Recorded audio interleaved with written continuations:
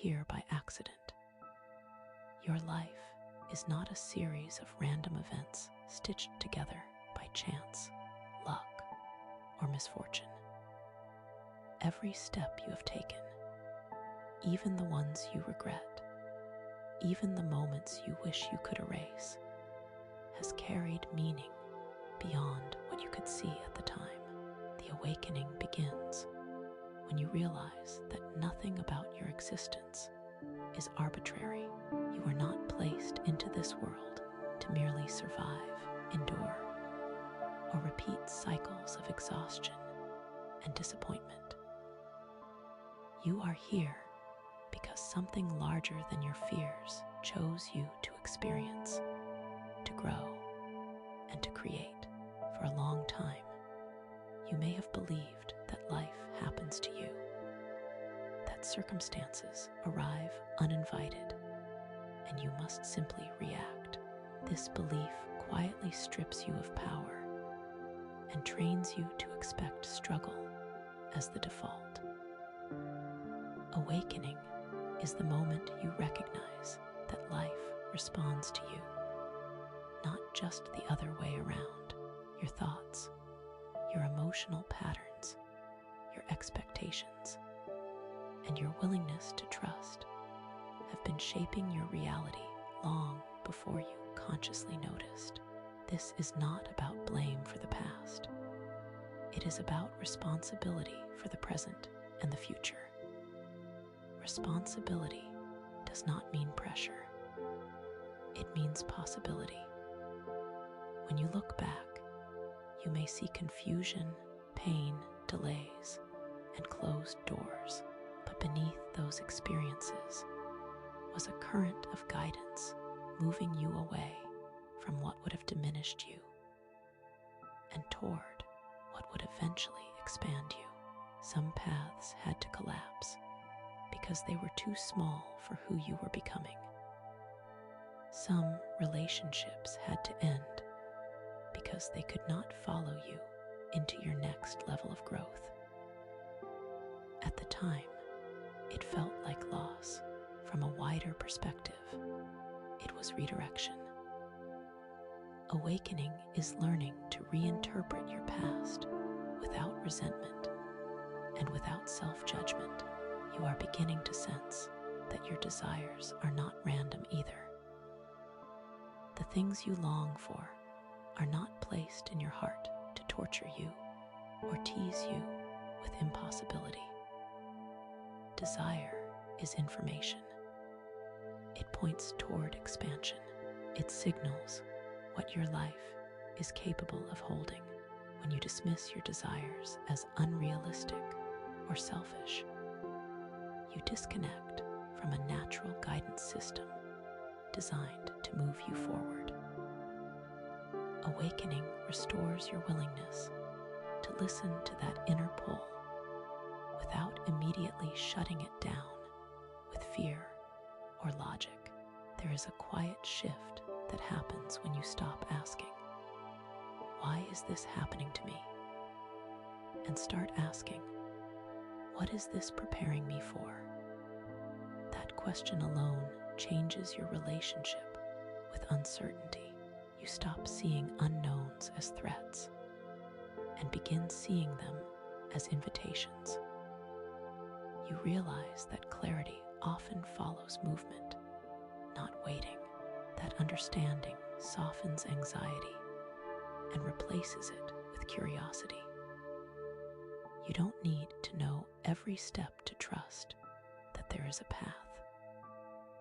Awakening also means recognizing how often you underestimated yourself.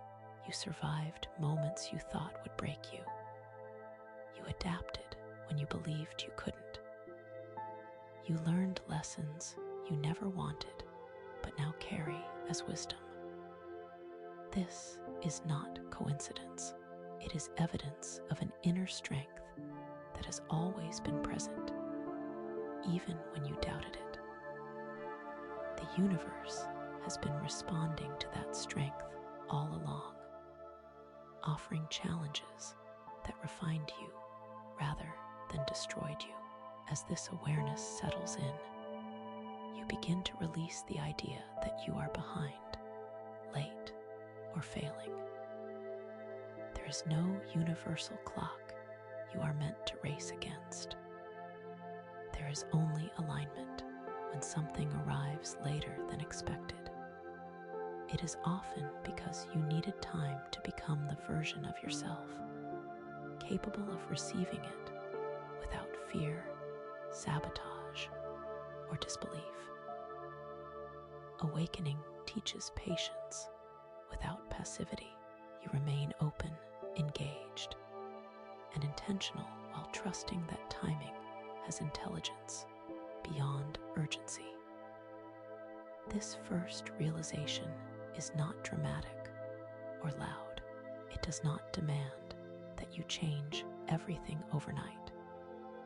It simply asks you to see differently, to recognize that your life is a conversation, not a punishment, that the universe has been listening to you even when you were silent, and that from this moment forward, you are no longer asleep to your own power, your own direction, or the infinite possibilities that begin the moment you stop believing you are here by accident. Even when you felt lost, you were never unguided.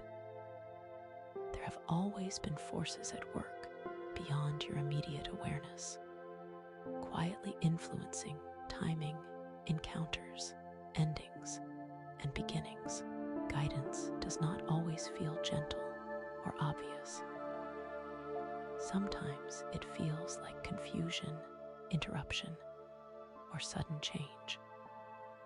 But unseen guidance rarely announces itself in comforting language.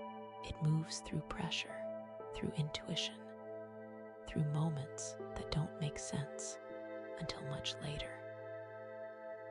You may remember periods where everything felt stalled, where effort produced little visible reward. In those moments, it was easy to assume nothing was happening. Yet beneath the surface, adjustments were being made. Perspectives were shifting.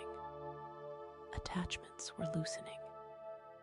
You were being slowed down so you wouldn't rush into versions of your life that would have limited you. What felt like stagnation was often recalibration. What felt like silence was often protection. Unseen guidance also works through people. Some entered your life briefly, delivered a lesson, and disappeared. Others stayed longer, reflected parts of you back to yourself, and then grew incompatible as you changed. Not everyone was meant to stay, but everyone served a purpose. When you see relationships through this lens, resentment softens. You no longer measure people by how long they stayed, but by what they revealed, healed, or awakened in you. Guidance is efficient. It does not waste experiences. There were instincts you ignored and later wished you had trusted. There were impulses to leave, to speak, to rest, to wait. These were not random thoughts. They were signals. Unseen forces often communicate quietly because growth requires your participation, not blind obedience. When you override intuition repeatedly, life finds louder ways to redirect you. That does not mean you failed. It means guidance adapts until it is heard. You have also been steered away from outcomes you once begged for. Jobs that didn't materialize, relationships that dissolved despite effort, opportunities that slipped away at the last moment. At the time, these felt like rejection. From a broader view, they were refusals to let you settle for something that didn't match your deeper capacity. Guidance often says no when your vision is too small, when your self-image hasn't caught up to your potential. Even your emotional patterns have been shaped by unseen guidance. Repeated discomfort has forced you to confront beliefs you carried unconsciously. Fear revealed where trust was missing. Frustration showed where expectations were misaligned. Exhaustion signaled where you were pushing instead of allowing. Nothing about your emotional life has been meaningless. Each reaction has pointed toward a necessary inner shift. There is a tendency to romanticize guidance as something external and mystical, separate from you. In truth, it works through you, through your curiosity, your resistance, your questions, your longing for more. When you feel drawn toward growth without knowing why, that is guidance. When you feel restless in situations that once felt acceptable, that is guidance.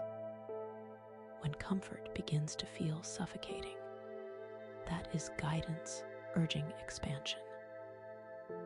Recognizing this changes how you interpret your current moment. Instead of asking whether you are doing enough, you begin to ask whether you are listening. Instead of forcing clarity, you allow it to emerge through engagement with what is in front of you. Guidance does not require perfection. It requires willingness. Willingness to pause. Willingness to release what no longer fits. Willingness to move without guarantees.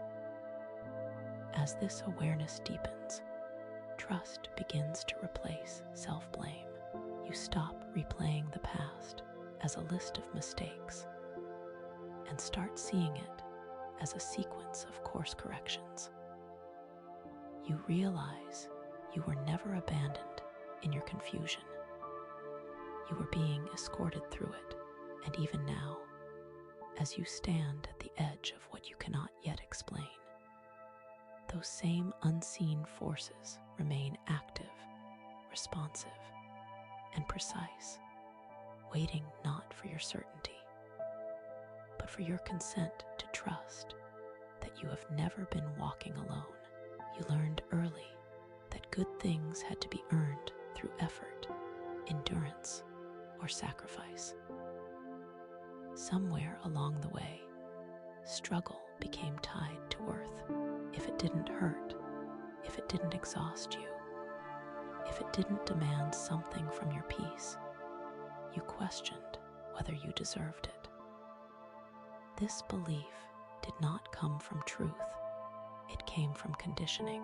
It came from watching people equate hardship with virtue and ease with irresponsibility. Over time, you absorbed the idea that life only rewards those who suffer long enough.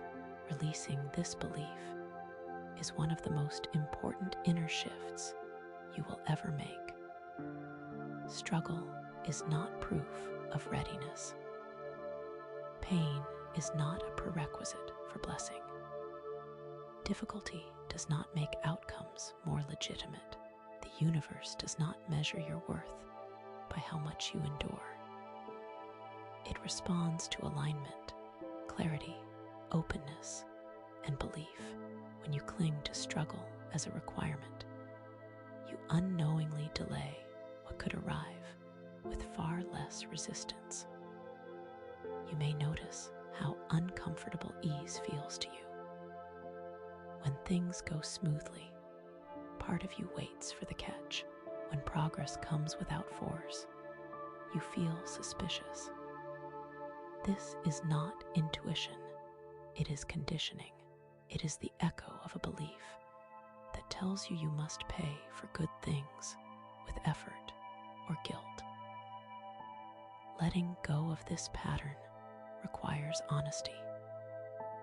You must admit how deeply you learned to associate suffering with safety and control. Struggle often feels familiar, and familiarity can be mistaken for truth. You know how to survive difficulty. You know how to push, endure, and adapt. Receiving, however, requires a different skill set. It requires trust. It requires softness. It requires allowing yourself to be supported without immediately compensating or proving your value. This can feel terrifying because it challenges the identity you built around resilience and self-reliance. There is a difference between effort and struggle. Effort can be grounded, intentional, and sustainable. Struggle is tense, urgent, and driven by fear of not being enough. When effort comes from alignment, it energizes you. When struggle comes from fear, it depletes you. Learning to tell the difference is essential. The universe responds more readily to clarity than to exhaustion. You were never meant to fight for every good thing in your life. Some experiences are meant to arrive through timing, connection, and openness rather than force. When you stop believing that suffering earns reward, you stop unconsciously choosing paths that drain you just to feel deserving. You begin to choose what nourishes you without apologizing for it. Releasing this belief does not mean becoming passive or entitled. It means recognizing that your value is inherent, not transactional. You do not need to bleed to be blessed. You do not need to struggle to be seen. You do not need to prove your worth to receive support, opportunity, or joy. The universe does not need convincing. It needs permission. Notice how often you delay happiness until conditions are perfect or effort feels sufficient. You tell yourself you'll rest later, celebrate later, receive later. This habit trains your nervous system to associate peace with danger and effort with safety. Letting go of struggle is retraining yourself to feel safe in moments of ease. It is allowing good things to stay without immediately questioning how long they'll last. As this belief loosens, you may feel guilt surface, guilt for resting, guilt for receiving help, guilt for wanting more without suffering first. This guilt is not a sign you are doing something wrong. It is a sign you are unlearning something deeply ingrained. Stay with it. Do not retreat back into struggle to quiet the discomfort. Growth often feels like disobedience to old rules when you finally release the idea that you must struggle to deserve. Your energy changes. You become less frantic, less guarded, less resistant. You stop chasing and start attracting. You show up with steadiness instead of urgency, and from that state, miracles no longer feel like rewards at the end of exhaustion. They feel like natural responses to alignment, clarity, and a quiet knowing that you were always worthy long before you ever had to prove it. Trust is often misunderstood as passive hope or blind optimism. But in reality, it is an energetic decision you make long before evidence appears. It is not a feeling that arrives after certainty. It is a stance you choose while uncertainty is still present. When you decide to trust, you are not denying fear or ignoring reality. You are choosing where to place your energy despite not knowing the outcome. That choice alone begins to shift how life responds to you. An energetic decision happens internally before anything changes externally. You may still feel doubt.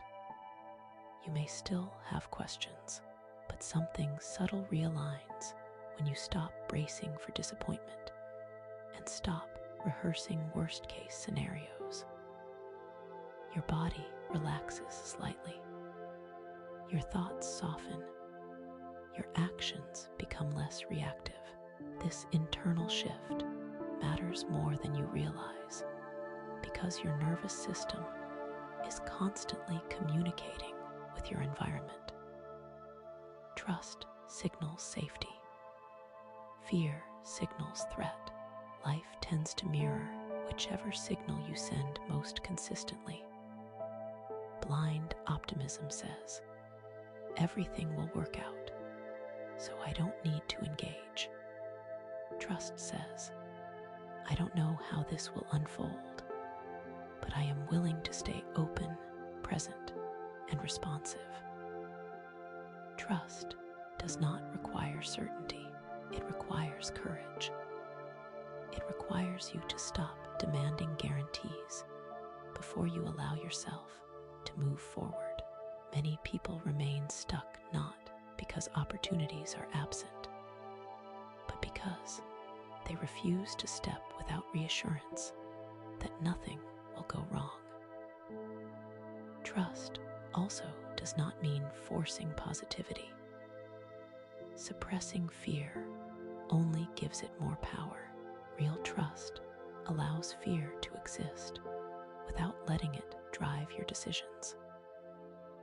You can acknowledge anxiety and still choose not to obey it.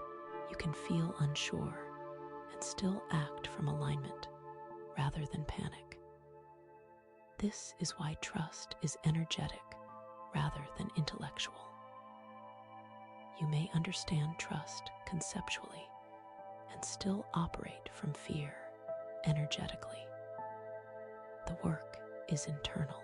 When you do not trust, urgency takes over. You rush timelines. You push outcomes. You overthink interactions. You cling to situations out of fear that nothing better will come. This urgency creates resistance. It signals lack. Trust, on the other hand, creates space. Space for things to arrive naturally. Space for timing to align. Space for clarity to emerge without force. The universe moves more easily through openness than through desperation. Trust is also a boundary. It is the decision to stop negotiating with fear every time something is unclear. It is choosing not to abandon yourself when the future feels uncertain. Many people say they don't trust the universe, but what they truly struggle with is trusting themselves to handle whatever comes.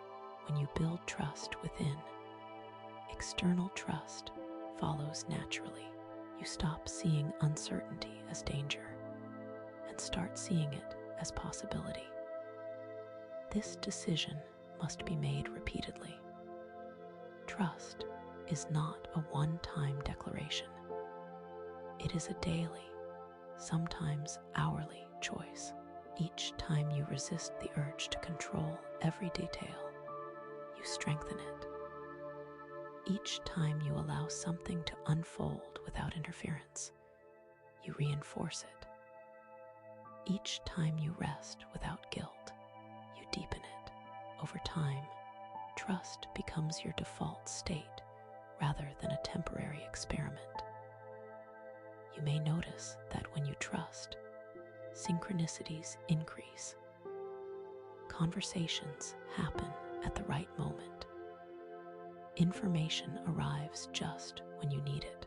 Opportunities appear without frantic searching. This is not coincidence. It is alignment, when your energy is no longer consumed by worry and resistance. You become receptive. You notice what was always there, but previously blocked by noise. Trust does not promise comfort. It promises coherence. Things may still challenge you, but they will make sense sooner. Lessons will feel purposeful rather than punishing. Detours will reveal intelligence rather than chaos. When you choose trust as an energetic decision, you stop waiting for proof before believing. You believe first, not because you are naive, but because you understand that belief shapes perception. Perception shapes action, and action shapes outcomes. This is where miracles begin, not in certainty, not in perfection, but in the quiet moment you decide to stop tightening your grip and allow life to meet you halfway. Urgency convinces you that everything must happen now, or it will never happen at all. It creates the illusion that time is an enemy, that delay equals failure, and that waiting means you are falling behind. This pressure does not come from truth, it comes from fear. When you live inside urgency, your decisions become reactive, your energy becomes scattered, and your trust erodes. Letting go of urgency is not about giving up. It is about recognizing that timing carries intelligence you cannot access through force. Divine timing does not operate on impatience or anxiety. It responds to readiness, alignment, and coherence between your inner state and your outer actions. There are moments when speed is appropriate, and moments when stillness is essential. Urgency ignores this nuance. It treats every desire as an emergency. When you release urgency, you begin to respect the rhythm of your own life rather than comparing it to imagined timelines. Much of your urgency has been learned. You watched others rush, panic, and measure worth by productivity. You absorbed the belief that rest equals laziness, and that pausing risks being left behind.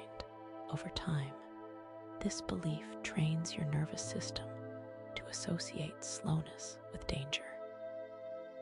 Even when nothing is wrong, your body remains tense, waiting for something to go wrong.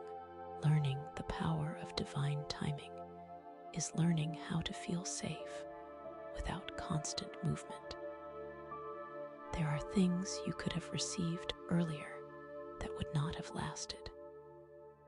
You would have doubted them, sabotaged them, or outgrown them too quickly. Timing is not just about arrival. It is about sustainability. What arrives before you already often leaves just as quickly. Divine timing protects both the outcome and you. It allows growth to catch up to desire. Waiting does not mean doing nothing. It means doing what is appropriate without forcing what is not. It means preparing internally while remaining responsive externally. When you stop rushing outcomes, you gain clarity about next steps. You act with intention instead of panic. This is a different kind of momentum, one that feels steady rather than exhausting. You may notice how urgency narrows your vision. When you want something desperately, you fixate on a single path and overlook alternatives. Divine timing keeps multiple doors open. It allows solutions to arrive from unexpected directions. Many of the best things in life appear sideways, not straight ahead. Urgency would have missed them entirely. Letting go of urgency also requires grieving the belief that you are late. This belief is deeply emotional. It carries shame, regret, and self-judgment. You replay moments you wish you had acted differently. You imagine versions of your life that could have been. Divine timing asks you to release this narrative. There is no late, there is only now, and now is sufficient. As you learn to trust timing, patience stops feeling like punishment.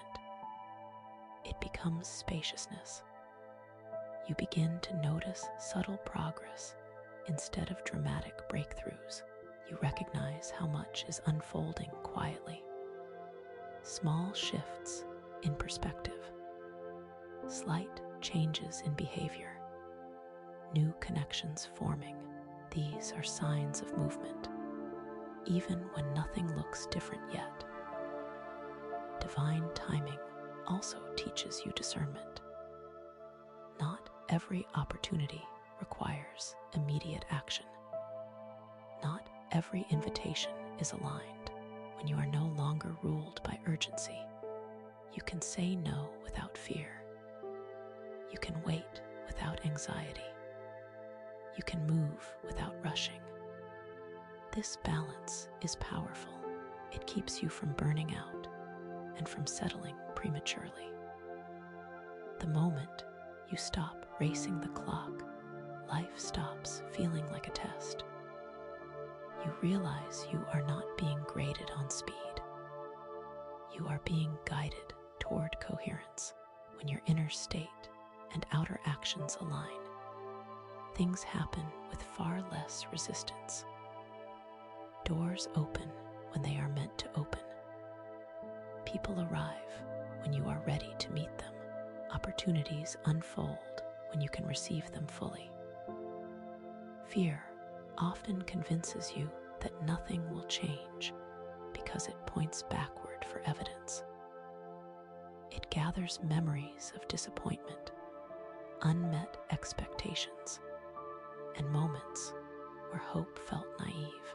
It says, "Look at what happened before," as if the past is a reliable predictor of what is possible now. Healing this fear is not about erasing those memories. It is about changing how you interpret them and loosening their grip on your future. Disappointment leaves residue. Even when circumstances improve, part of you stays guarded, waiting for things to collapse again. This is not weakness, it is a protective response. When hope once led to pain, your system learned to associate optimism with risk. Over time, this creates a quiet belief that staying pessimistic is safer than being open. Healing begins when you recognize that this belief was formed to protect you, not to limit you. But it no longer serves you. You may notice how this fear shows up subtly. You hesitate to imagine better outcomes. You downplay excitement. You prepare for loss before anything is threatened.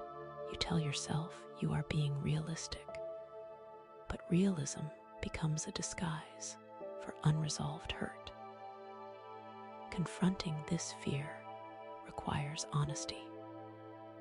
You must admit where you stopped trusting life, not because you wanted to, but because you were tired of being disappointed. Past disappointments do not mean your desires were wrong. They often mean timing, alignment, or readiness was incomplete. When something didn't work out, it wasn't proof that nothing ever will. It was one moment in a longer process of refinement. You were learning what doesn't fit what you no longer tolerate, and what you truly value. Those lessons were necessary, even if the pain felt excessive at the time. Healing this fear also means grieving what you hoped for and didn't receive. Many people skip this step and try to move on intellectually, while the emotional residue remains untouched. Unprocessed disappointment hardens into cynicism. It quietly convinces you to expect less so you won't hurt again. Allow yourself to feel the sadness of what didn't happen without turning it into a permanent conclusion about your future. You are not meant to relive the same disappointments forever. Patterns repeat only until their lessons are integrated. When you change internally, experiences respond differently. The fear that nothing will change ignores this truth. It assumes you are the same person facing the same conditions. You are not. Your awareness, boundaries, discernment, and capacity have evolved, even if progress feels slow. Confronting this fear means choosing to hope without guarantees. It means allowing the possibility of change, even when you cannot yet imagine how it will happen. Hope does not require certainty. It requires willingness. Each time you soften your expectation of disappointment, you weaken the grip of the past. Each time you allow yourself to want something again, you reclaim a part of yourself that learned to hide. There will be moments when this fear resurfaces. Healing is not linear. Old memories may resurface when you stand at the edge of new possibilities. This is not regression. It is integration. The fear is asking to be acknowledged, not obeyed.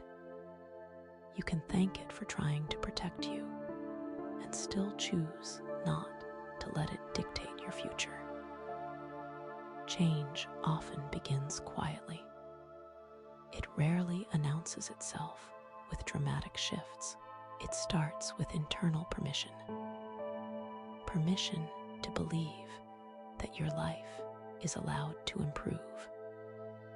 Permission to expect more without self-punishment. Permission to trust that the future is not obligated to repeat the past. When you grant this permission, you create space for new outcomes to form. The fear that nothing will change loses its power when you stop arguing with it and start moving anyway. You don't need to convince yourself of guaranteed success. You only need to accept that possibility still exists. From that acceptance, hope begins to breathe again, not as naive optimism, but as grounded openness. And in that openness, change becomes not just possible, but inevitable. Rejection feels personal because it touches your sense of worth. But much of what you experienced as rejection was actually protection. Protection rarely feels gentle in the moment. It often feels abrupt, confusing, and unfair. Yet its purpose is not to punish you, but to prevent you from attaching to outcomes that would have cost you more than they gave. Accepting this shifts how you interpret the doors that closed despite your effort and hope. When something is meant to pass you by, it often does so decisively. If it lingered, you might have forced it to work, rationalized discomfort, or settled into a version of your life that slowly drained you. Protection intervenes before long-term damage occurs. It removes you from environments, roles, or relationships that cannot support your growth, even when you cannot yet see why leaving is necessary. You may replay moments where you were turned away, overlooked, or chosen second. The mind tries to extract meaning from these experiences, often landing on self-blame. I wasn't good enough. I should have done more. These conclusions feel logical, but they are incomplete. They assume the only variable was your effort or worth. In reality, alignment involves timing, context, and mutual capacity. Not everything that rejects you is rejecting your value. Protection often operates through discomfort. It creates friction where you hoped for flow. It introduces obstacles where you expected ease. This is not because you are off path, but because the path you are pushing toward may not be aligned. The universe does not always guide by opening doors. Sometimes it guides by closing them firmly enough that you cannot ignore the message. There are outcomes you would have accepted out of fear rather than truth. Fear of scarcity, fear of being alone, fear of starting over. Protection prevents you from settling in moments of vulnerability. It interrupts when your standards are temporarily lowered by exhaustion or self-doubt. What feels like loss in the short term often preserves your capacity for something better in the long term. Accepting that delay can be protection requires humility and trust. It asks you to release the assumption that you know exactly what will fulfill you. It invites you to consider that your current perspective may be limited by immediate desire or emotional attachment. Protection sees further ahead than longing does. It accounts for consequences you have not yet imagined. You may notice that once time has passed, clarity emerges. Situations that once felt devastating now look constraining. Paths you mourned now appear misaligned. This retrospective understanding is evidence that protection was active, even when it felt cruel.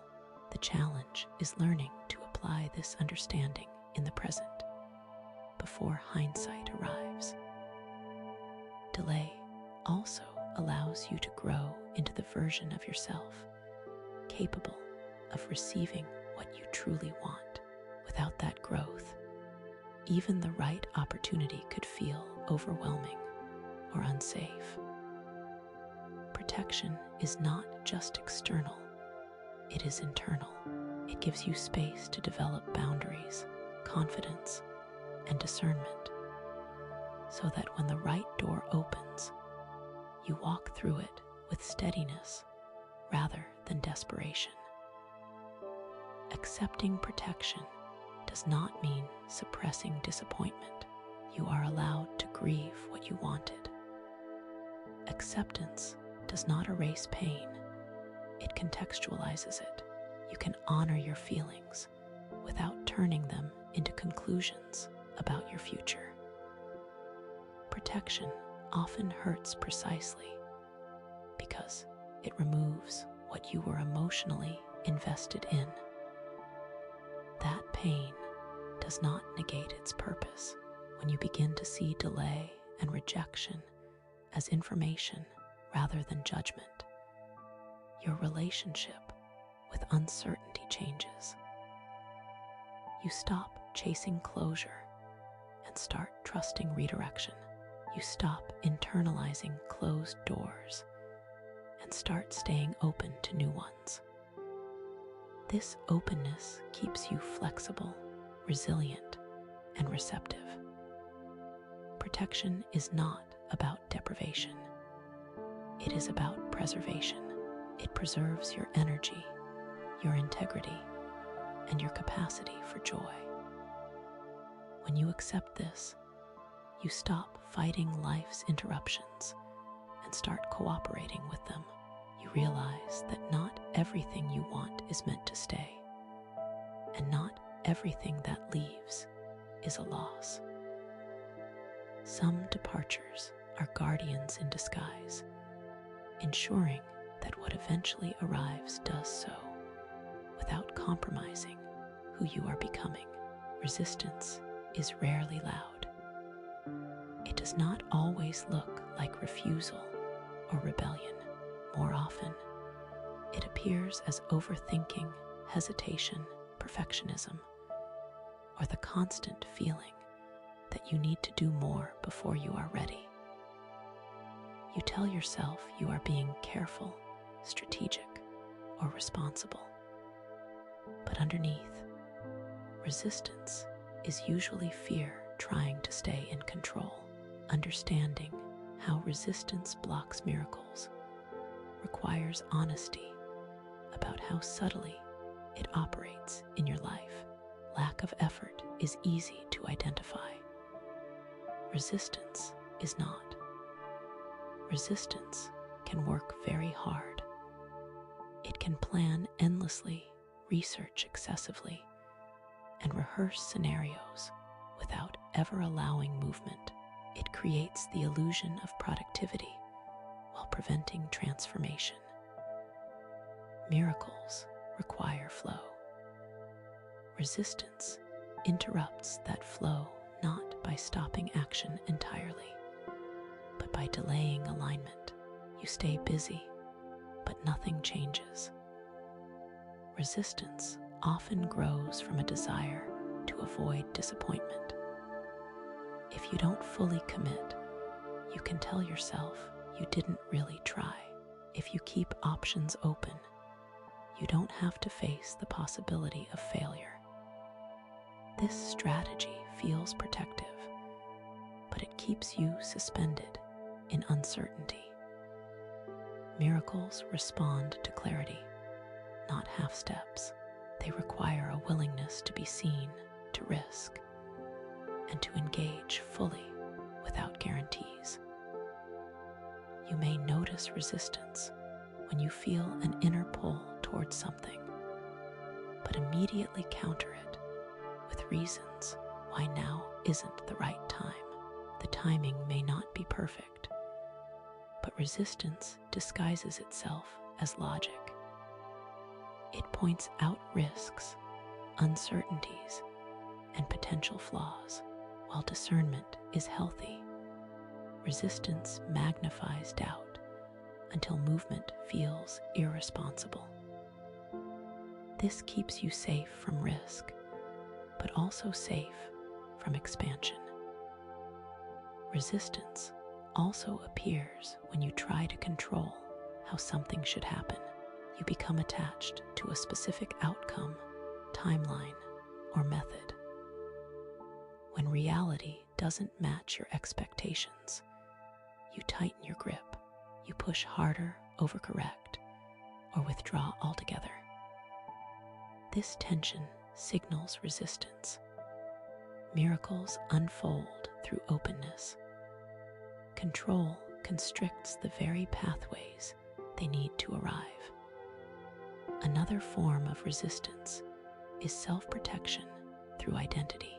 You cling to familiar roles because they feel predictable.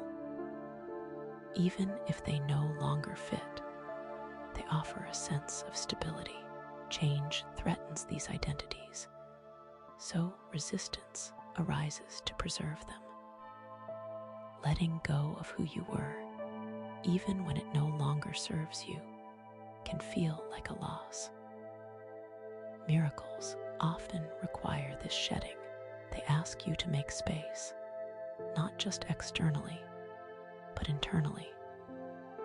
Resistance is also fueled by the belief that you must be certain before you act. This belief keeps you waiting indefinitely. Certainty rarely comes first. It develops through engagement. When you wait to feel ready, you miss the momentum that creates readiness. Miracles are not rewards for certainty. They are responses to willingness. Effort without resistance feels different. It feels grounded rather than frantic. You act because something feels aligned, not because you are afraid of missing out or falling behind. This kind of effort builds energy instead of draining it. Resistance-driven effort, on the other hand, leaves you exhausted and frustrated because it is fueled by fear rather than trust. Releasing resistance does not mean abandoning discernment or responsibility. It means noticing when caution becomes avoidance. It means recognizing when preparation becomes procrastination. It means allowing yourself to move imperfectly rather than waiting for ideal conditions. When resistance loosens, flow returns naturally. You stop forcing and start cooperating. Miracles are not blocked by your limitations. They are blocked by your refusal to allow things to unfold differently than you imagined. When you insist on controlling the process, you limit the outcome. When you soften your grip, new possibilities emerge. Often, the miracle you are waiting for requires you to stop standing in its way. Letting go of resistance is an act of trust. It is choosing to participate rather than protect. It is allowing yourself to be changed by the process, rather than trying to manage it from a distance. As resistance fades, effort becomes purposeful, movement becomes meaningful, and the space needed for miracles finally opens, not because you worked harder, but because you stopped holding back. Alignment is not about forcing your external world to match your desires. It is about allowing your internal world to become coherent enough that your external experiences respond naturally. Your inner world, your beliefs, emotions, expectations, and self-concept sets the tone long before circumstances shift. When there is misalignment inside, effort outside feels heavy. When alignment is present, things move with less resistance, even when challenges arise. You may have spent years trying to fix outcomes without addressing the internal patterns shaping them. You adjusted behavior, changed environments, and chased new goals, yet similar frustrations followed. This was not because you were incapable, but because alignment begins beneath action. The external world mirrors what you consistently carry within, not what you temporarily wish for. Lasting change requires coherence between what you want and what you believe is possible for you. Alignment starts with emotional honesty. You cannot align with abundance while secretly expecting disappointment. You cannot align with connection while guarding yourself against vulnerability. You cannot align with ease while believing struggle proves worth.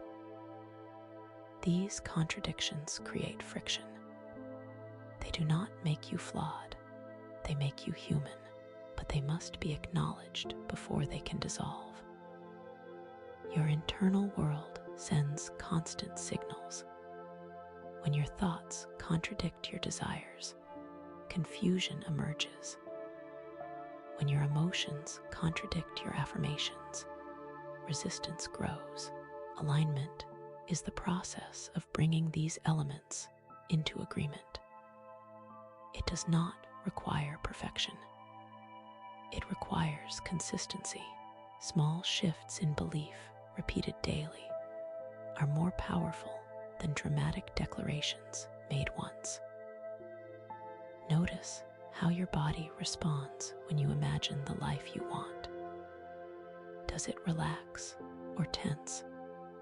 Does it feel expansive or constricted? Your body is an honest messenger. Tension often signals internal conflict, wanting something while doubting your ability to hold it. Alignment gently resolves this conflict by increasing self-trust. You begin to feel safe with the idea of receiving what you desire. This process also involves releasing identities that no longer match where you are going. If you still see yourself as someone who struggles, who waits, who is overlooked, your external world will continue to reinforce that narrative. Changing identity does not mean denying your past. It means updating your self-image to reflect who you are becoming. Alignment requires you to see yourself differently before the world does. You may fear that aligning internally without immediate external proof is delusional. It is not. It is preparatory.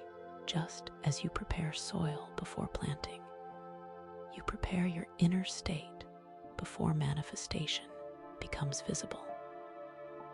The universe responds to readiness, not impatience. When your inner world stabilizes, your external world reorganizes to match it. Alignment does not eliminate effort, it refines it. You stop acting from anxiety and start acting from clarity. You choose differently.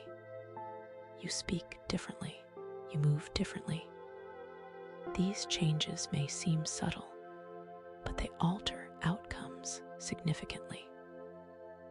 Life begins to feel less like a battle and more like a dialogue. There will be moments when alignment feels uncomfortable. Growth often disrupts familiar emotional patterns. You may feel disoriented as old coping mechanisms lose relevance. This discomfort is temporary. It signals recalibration. Trust it. Do not rush to recreate old patterns just to regain familiarity. As alignment strengthens, you may notice fewer dramatic swings between hope and despair. Stability replaces intensity. You stop chasing signs and start recognizing patterns. Opportunities feel less chaotic and more coherent. Even setbacks carry clarity rather than confusion. This is the sign of an internal world coming into order. Aligning your inner world with what you want externally is not about pretending everything is perfect. It is about choosing beliefs that support expansion rather than contraction. It is about allowing yourself to expect good without bracing for loss. When alignment becomes your baseline, miracles do not feel extraordinary.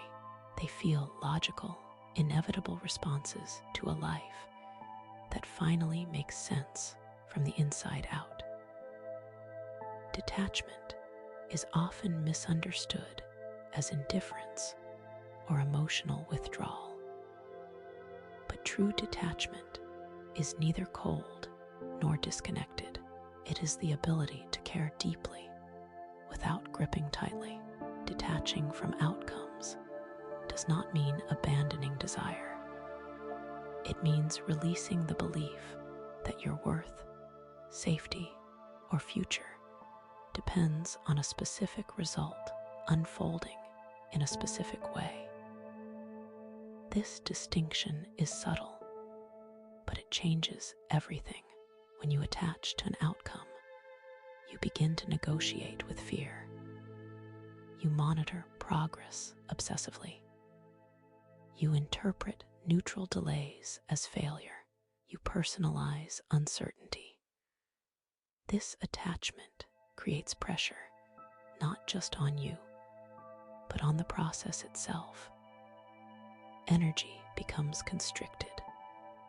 You try to manage how things should happen rather than allowing them to unfold. Detachment loosens this pressure without diminishing intention. Intention is directional. It clarifies what you are moving toward. Attachment is conditional. It demands that fulfillment arrive on your terms. When intention is present without attachment, you remain open to multiple pathways. You allow life to surprise you. Often, what arrives exceeds what you originally imagined, but only if you are not rigidly focused on a single form. Detachment also protects your nervous system. When your emotional state rises and falls with every sign or delay, exhaustion follows. You become reactive rather than responsive. Detachment stabilizes you. It allows you to stay engaged without becoming consumed. You still take action. You still care. But you no longer collapse emotionally when things don't move as expected. You may fear that detachment will make you passive or less motivated. In reality, it often sharpens motivation. When you are no longer acting from desperation, your actions become clearer and more effective. You choose steps because they feel aligned, not because you are trying to force an outcome. This creates momentum without burnout. Detachment also requires trust.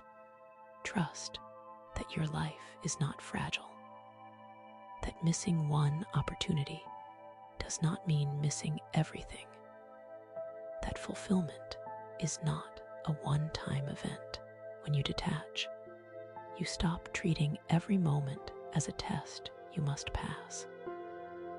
You recognize that life unfolds through cycles, not single chances. This perspective reduces anxiety and increases resilience. There will be moments when attachment resurfaces. This is natural. Detachment is not a permanent state. It is a practice. Each time you notice yourself clinging, you can gently release without judgment. This release does not erase desire. It simply restores balance. Over time, detachment becomes less effortful because you experience firsthand that letting go does not lead to loss. It often leads to better outcomes. Detaching from outcomes also allows you to be present. When you are constantly projecting into the future, you miss what is unfolding now. Presence strengthens intuition. It helps you recognize opportunities as they arise rather than after they pass. Detachment grounds you in the moment where real influence exists. You can want something deeply and still be okay if it unfolds differently. This is emotional maturity. It does not mean settling. It means trusting that your fulfillment is not limited to one scenario. When you hold this trust, you move through life with flexibility rather than rigidity. You adapt without losing direction. When intention is clear and attachment is released, your energy becomes magnetic. You stop chasing and start attracting. People, ideas, and opportunities respond differently to grounded openness than to anxious pursuit. This is not mystical, it is relational. Calm, confident energy invites engagement. Tension repels it. Clarity is often treated as a prerequisite, something you must possess before you move. You tell yourself that once you understand everything, once the fear quiets, once the plan is complete, once certainty arrives, you will act. This belief feels reasonable, but it quietly keeps you stuck. In reality, clarity is rarely the starting point. It is the result of commitment, not the condition for it. When you wait for clarity, you are asking life to explain itself before you participate. Life does not work that way. Understanding emerges through engagement. Direction becomes visible only after movement begins. Commitment creates contrast. It shows you what fits and what doesn't, what energizes you and what drains you. Without commitment, everything remains theoretical, and theory offers very little guidance. Fear often disguises itself as a need for clarity. It says you are being cautious or wise, but underneath, it is avoiding risk. Commitment feels dangerous because it narrows options. Once you choose, you can no longer pretend all paths are equally available. This loss of imagined freedom can feel threatening. Yet, without commitment, you never experience real freedom, only endless indecision. Clarity also requires friction. You learn who you are by encountering what you are not. You discover what matters by committing to something and noticing where resistance arises. If you never commit, you never receive this information. You remain stuck in mental loops, analyzing possibilities without feedback from reality. Commitment invites response. It activates the conversation between you and life. Many people believe that confident people act because they are clear. In truth, confident people often act while unclear and allow confidence to grow through experience. They trust their ability to adapt more than their ability to predict. This trust is what allows movement. Clarity becomes a byproduct of participation, not a prerequisite for it. Commitment does not mean locking yourself into a permanent decision. It means choosing to engage fully with what feels most aligned right now. You are allowed to adjust. You are allowed to pivot. Commitment is not rigidity, it is presence. It is giving something your attention long enough to learn from it. Half commitment yields half clarity. You may notice how clarity arrives after you act. A conversation reveals something you couldn't have known beforehand. An experience changes your perspective. An attempt teaches you more than months of planning ever could. This is how growth works. It is experiential, not conceptual. Clarity follows courage. There is also humility in commitment. It acknowledges that you do not need to know everything to begin. It accepts that mistakes are part of the process, not evidence of failure. When you commit, you stop demanding certainty from the future and start trusting your capacity to respond as things unfold. This trust is stabilizing. It reduces anxiety because you no longer rely on prediction for safety. Waiting for clarity can become a way of postponing responsibility. As long as things are unclear, you can remain undecided. Commitment removes that buffer. It asks you to take ownership of your direction. This can feel heavy, but it is also empowering. You move from passive observer to active participant. Clarity that arrives without commitment is fragile. It dissolves at the first obstacle. Clarity that emerges through commitment is resilient. It is tested, refined, and embodied. It does not disappear when things get hard because it was formed in motion, not imagination.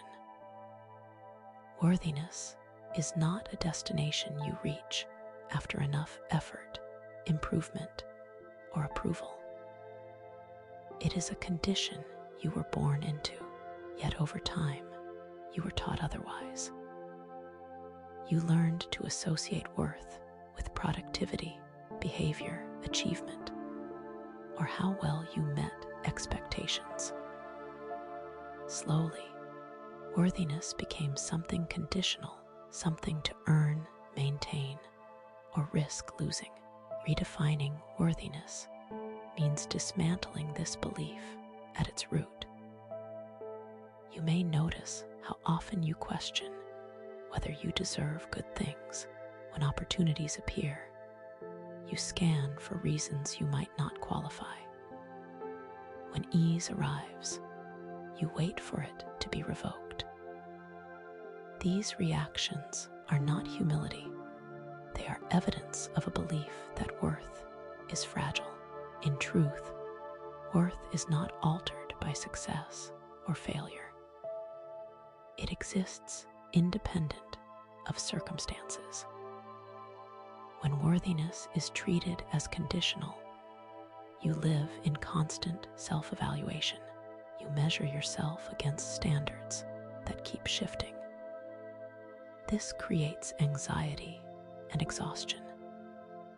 You never quite arrive because the criteria for being enough keep changing.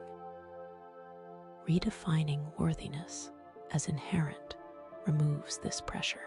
You stop performing for acceptance and start living from authenticity. Inherent worth does not mean ignoring growth or responsibility. It means separating who you are from what you do.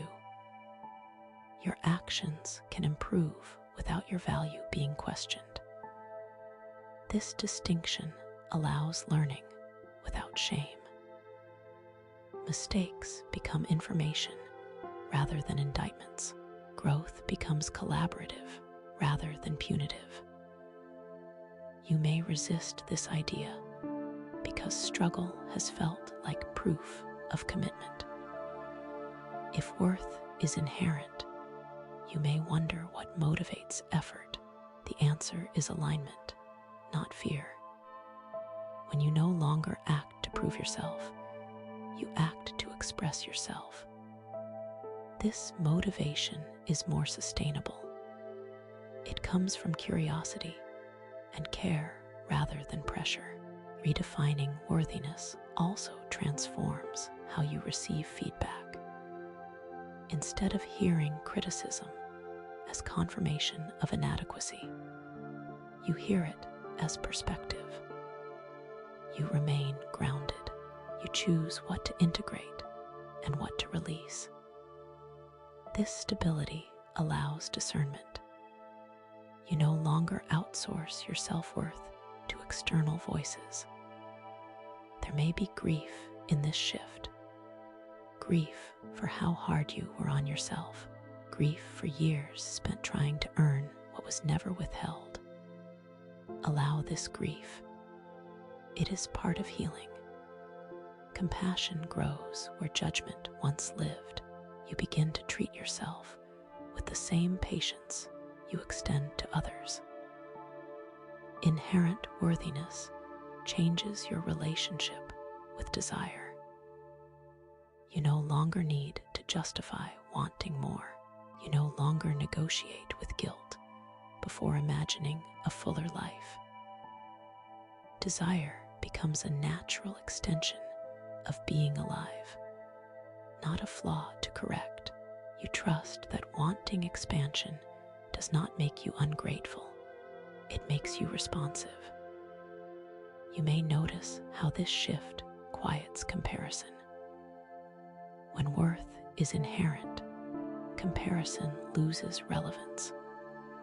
Someone else's success no longer threatens you. It becomes information rather than competition. You remain centered. You understand that different paths do not diminish your own. Living from inherent worthiness also strengthens boundaries. You stop tolerating what diminishes you. You do not accept less out of fear of being unworthy of more. You choose relationships and environments that reflect respect rather than demand endurance. This is not entitlement. It is self-recognition. There will be moments when old beliefs resurface. Conditioning does not dissolve overnight. When it happens, return to the truth gently. You do not need to argue with every doubt. You can acknowledge it and still choose a different stance. Each choice reinforces the new definition. As worthiness stabilizes internally, external experiences adjust. You attract situations that mirror self-respect. You respond differently to challenges. You recover faster from setbacks. Life feels less like a test and more like an expression. Redefining worthiness as your natural state is not a declaration of superiority. It is a return to neutrality. You are not above others, and you are not beneath them. You are sufficient. From this foundation, trust deepens, receiving becomes easier, and possibilities feel less intimidating. When you no longer question whether you deserve good things, you stop resisting them. You meet opportunities with calm rather than disbelief. You allow joy without bracing for loss, and from this grounded certainty, infinite possibilities stop feeling distant or unrealistic. They feel appropriate, accessible, and aligned with who you have always been beneath the conditions. That holding onto who you used to be is heavier than letting go. Old versions of you were created to survive what you once faced, not to limit what you are becoming. They carried beliefs, habits, fears, and identities that made sense at the time. They were not mistakes. They were strategies. But survival strategies are not meant to become permanent homes. When your life begins asking for expansion, the past version of you will naturally feel too tight, too small, too restrictive. This is not failure. This is evolution. Allowing an old version of yourself to dissolve does not mean erasing your history or denying your experiences. It means honoring them without chaining yourself to them. You can be grateful for who you were without continuing to live as them. You can respect the person who endured, who coped, who adapted, while also acknowledging that you no longer need to operate from the same wounds or defenses. Growth does not require regret. Regret only arises when you judge your past with the knowledge you gained later. Compassion understands that you acted with the awareness you had then. Many people resist change because they believe letting go invalidates their pain. It does not. Your pain was real. Your struggles mattered, but suffering does not need to be preserved as proof of worth. You do not need to keep identifying with hardship to honor what you endured. Healing allows the lesson to remain while the weight is released. The memory can stay without the emotional charge controlling your present. As old identities dissolve, there may be moments of emptiness. You might feel unfamiliar with yourself, unsure of who you are becoming. This space can feel unsettling, but it is sacred. It is the pause between who you were and who you are aligning into. Do not rush to fill it with old patterns just to feel comfortable again. Allow the discomfort to exist. It is temporary, and it is purposeful. Something new cannot fully arrive if something old is still occupying the space. Letting go without regret means understanding that nothing was wasted.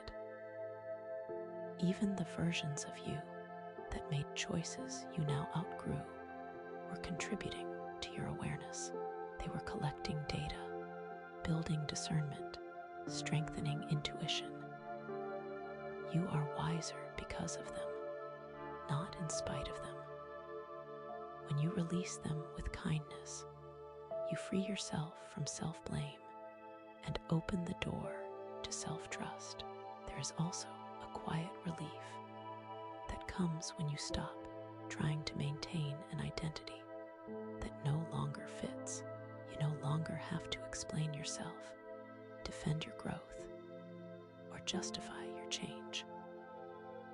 You no longer have to shrink to remain recognizable to people who only know the old you.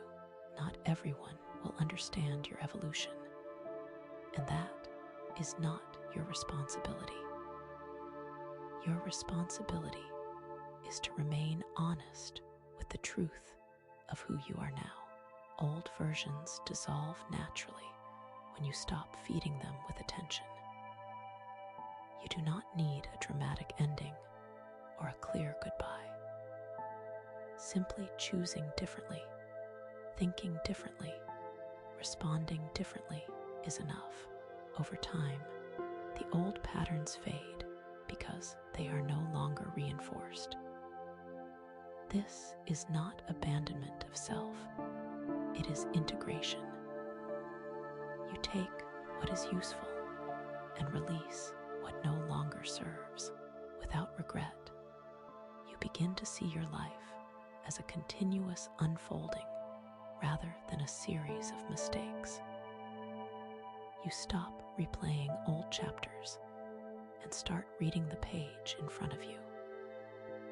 You allow yourself to be new, to be curious, to be open. You give yourself permission to exist without constantly referencing who you used to be. As this happens, your energy shifts.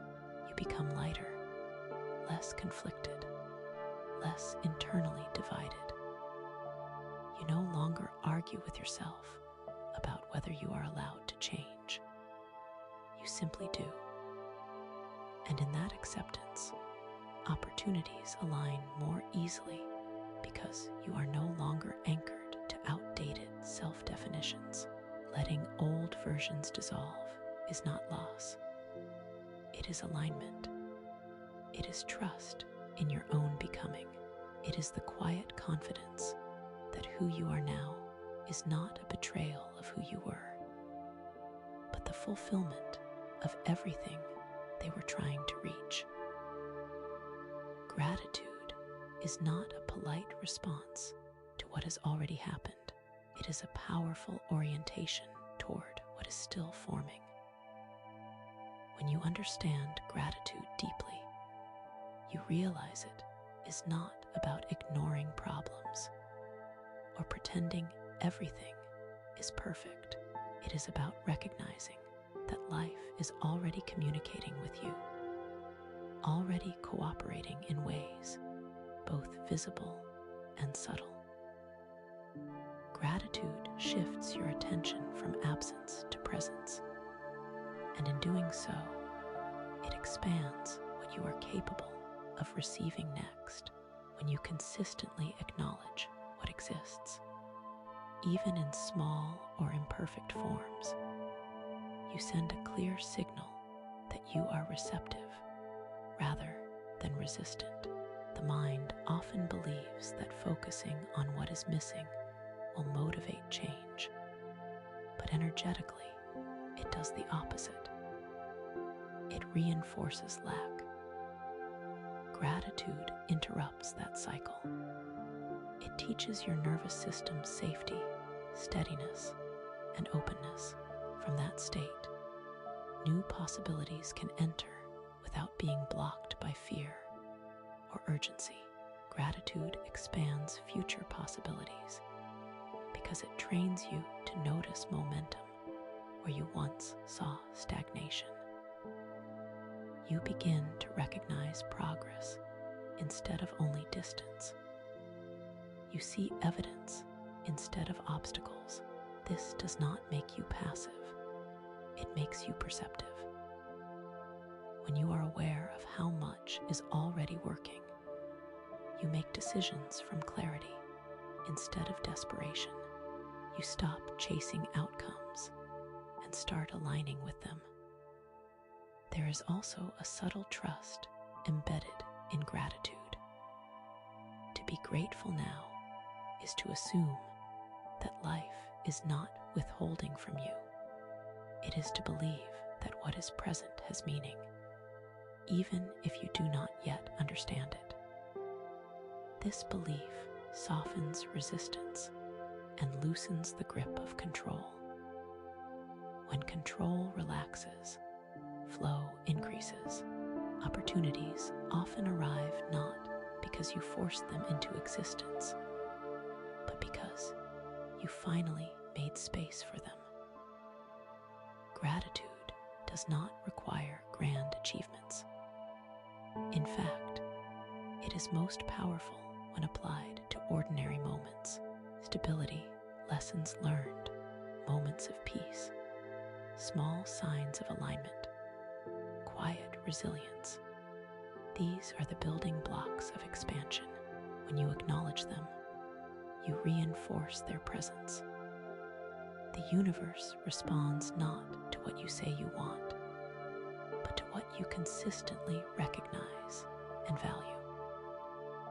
As gratitude becomes a habit, your perception changes.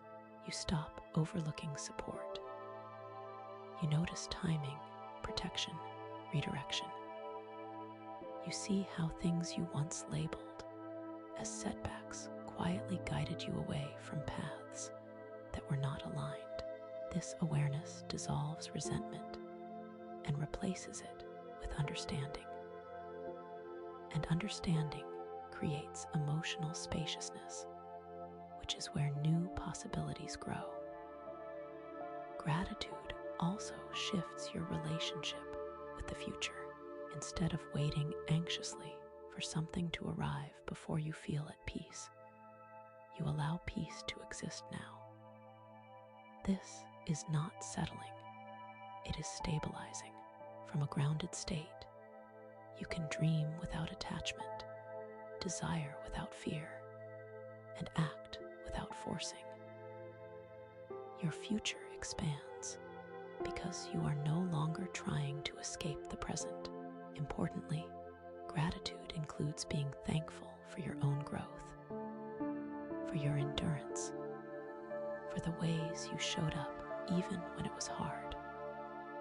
When you acknowledge yourself, you stop outsourcing validation to future outcomes.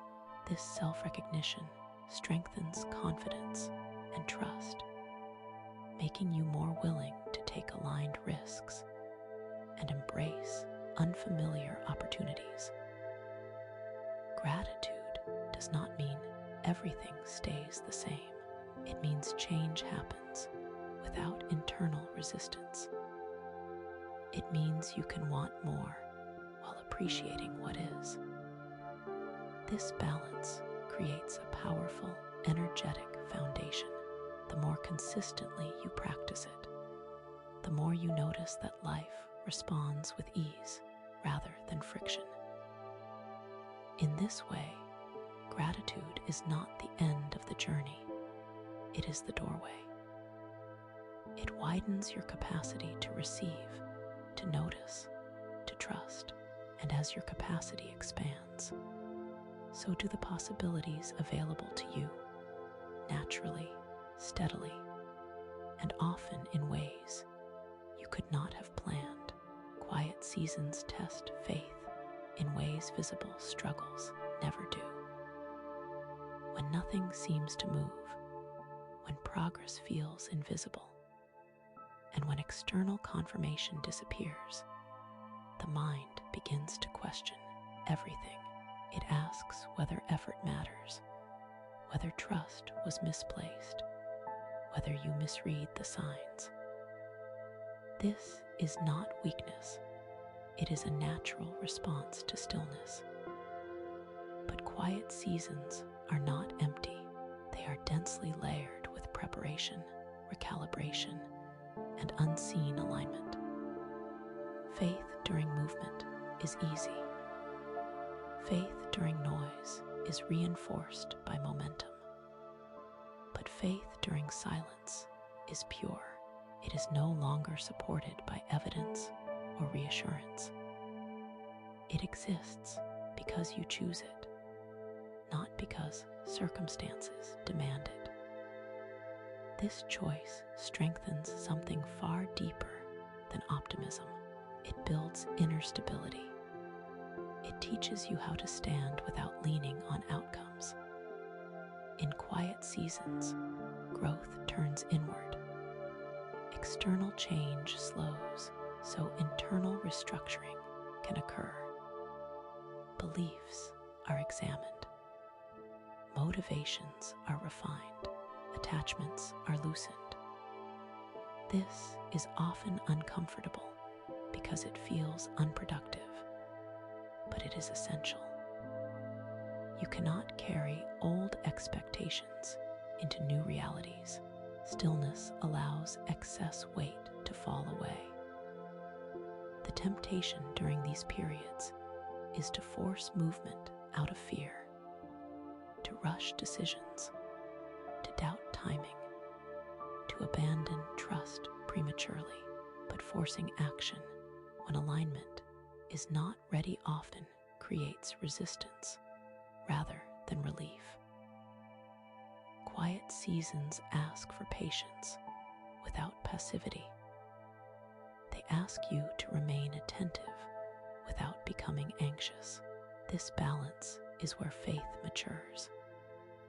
Strengthening faith here means learning to recognize subtle signals, small shifts in perception, calm where there used to be panic, clarity replacing confusion, emotional reactions softening. These changes may not look like progress, but they are evidence of integration. Something within you is stabilizing, preparing you to hold more without collapsing under it. There is also a lesson in restraint. Silence teaches you that not everything needs immediate resolution. That uncertainty does not equal danger. That waiting does not mean failure. When you stop interpreting stillness as rejection, you begin to see it as protection and refinement. This reframe alone can restore trust. Quiet seasons often follow periods of intense desire or effort.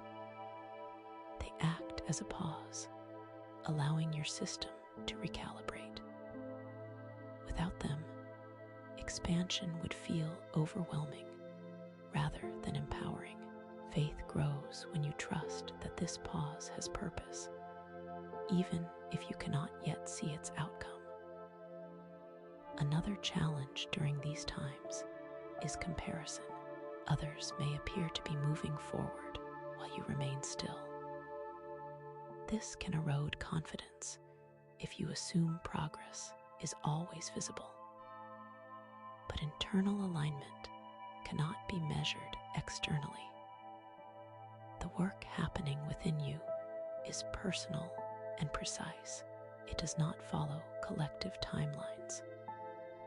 Faith strengthens when you stay committed without pressure, when you continue showing up for your inner practices, your values, your integrity, even when no reward appears.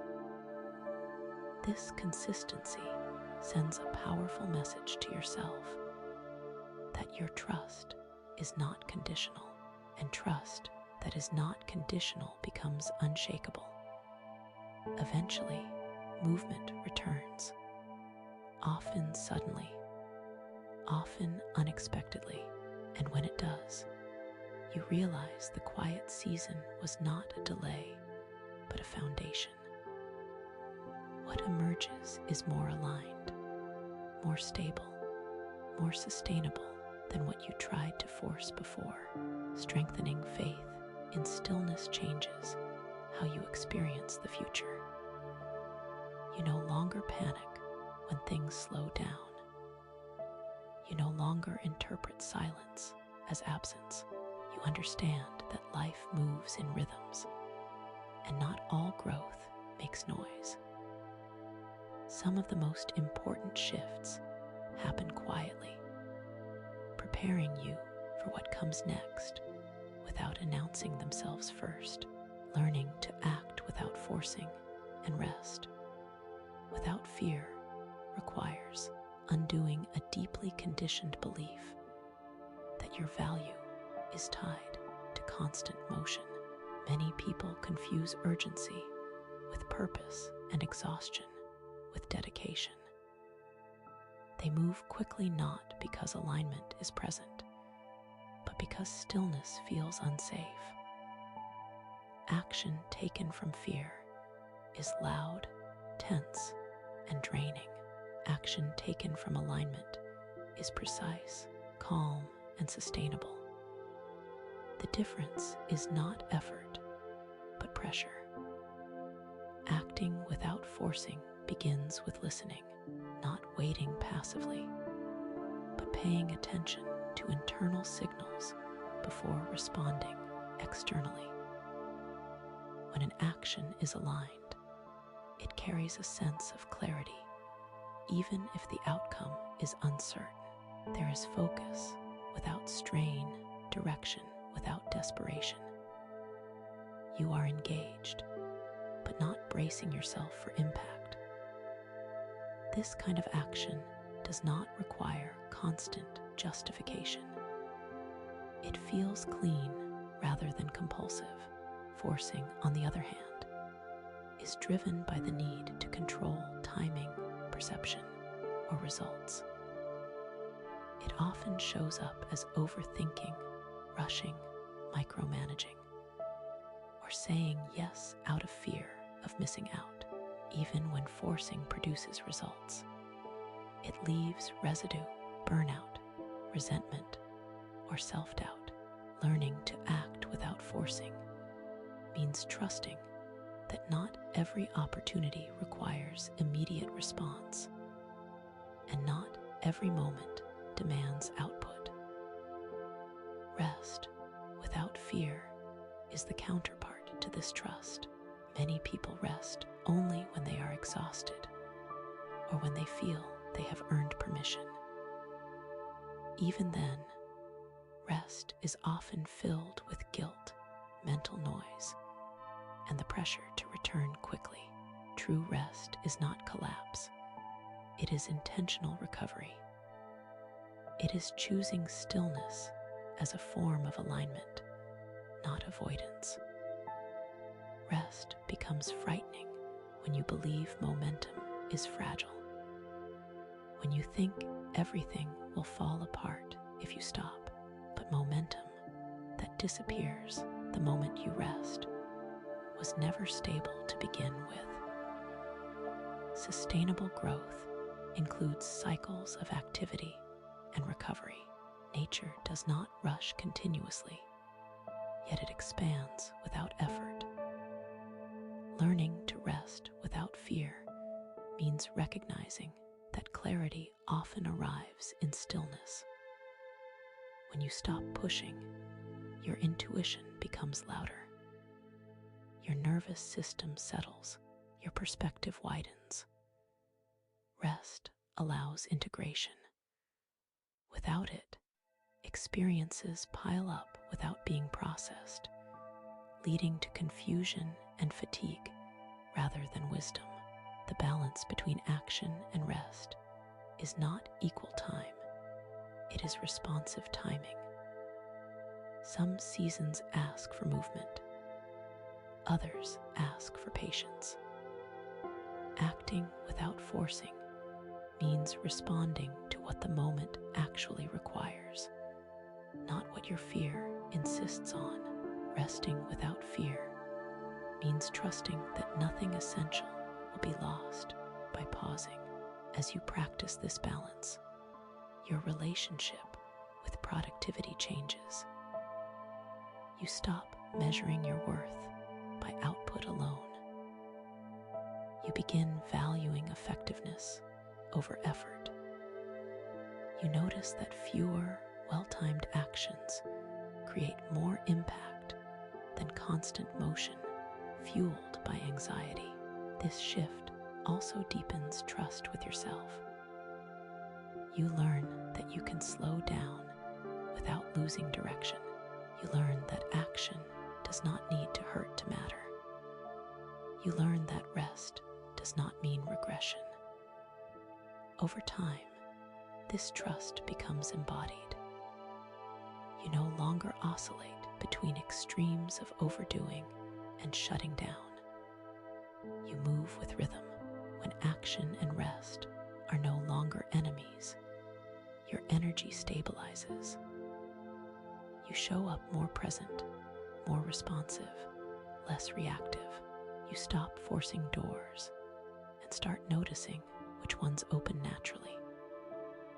You stop fearing pauses and start using them as guidance. In this state, life feels less like a race and more like a collaboration. You act when it is time to act. You rest when it is time to rest. And because neither is driven by fear, both become powerful. Learning to recognize when intuition is speaking louder than logic begins, with understanding that intuition and logic are not enemies. Logic organizes information based on what is already known. Intuition responds to patterns, timing, and signals that have not yet become conscious facts. Problems arise not because logic exists, but because it is often given authority in situations where sensing, not analyzing, is required. Intuition rarely announces itself dramatically. It does not argue or demand attention. It appears as a quiet knowing, a subtle pull, a sense of resonance or resistance that does not need explanation. Logic, by contrast, is verbal and repetitive. It lists reasons, predicts outcomes, and seeks certainty. When logic grows louder, it is often because fear is present. When intuition is louder, there is calm, even if the choice feels unfamiliar. One of the clearest signs intuition is leading is the absence of internal conflict. You may not be able to justify your choice in detail, but you feel settled with it. There is no mental bargaining, no need to seek constant reassurance. The decision feels complete even before action is taken. Logic may still have questions, but they no longer create anxiety. Intuition also tends to speak through the body. A sense of lightness, openness, or ease often accompanies aligned choices. Conversely, heaviness, tightness, or subtle dread can signal misalignment, even when logic insists something is right. Learning to trust these sensations requires slowing down enough to notice them. Intuition cannot be heard in constant mental noise. Another indicator is timing. Intuitive guidance often arises spontaneously, without prolonged analysis. It shows up as a clear yes or no before the mind has fully engaged. Logic tends to arrive later, attempting to confirm or contradict what was already sensed. When you find yourself overthinking something that initially felt clear, intuition has likely already spoken. Fear often disguises itself as logic. It uses reasonable language to justify avoidance, delay, or self-protection.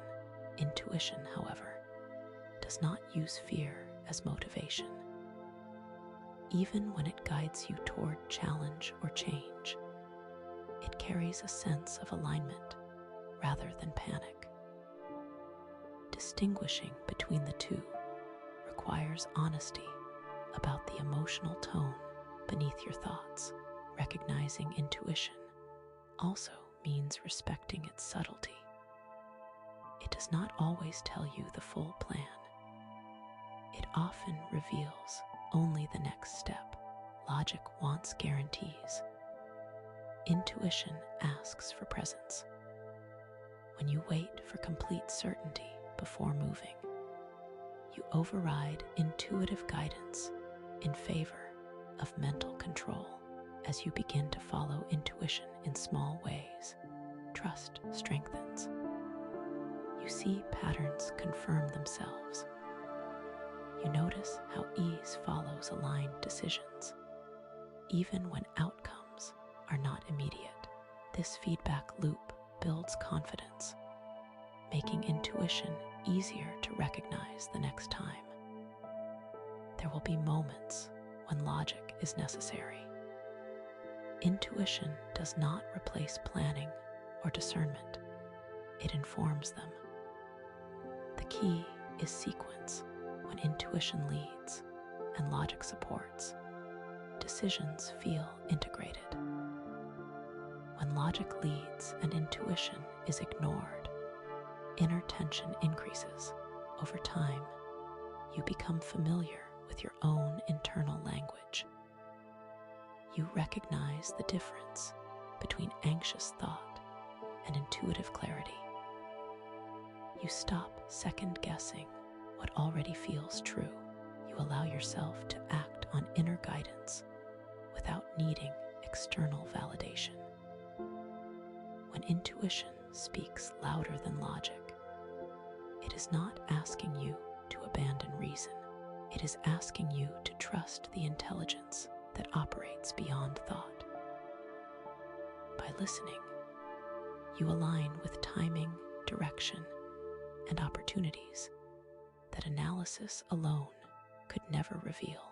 Releasing comparison and timelines that were never yours begins with recognizing how subtly they shape your sense of self. Comparison rarely announces itself as judgment. It often appears as motivation, self-improvement, or concern that you are behind.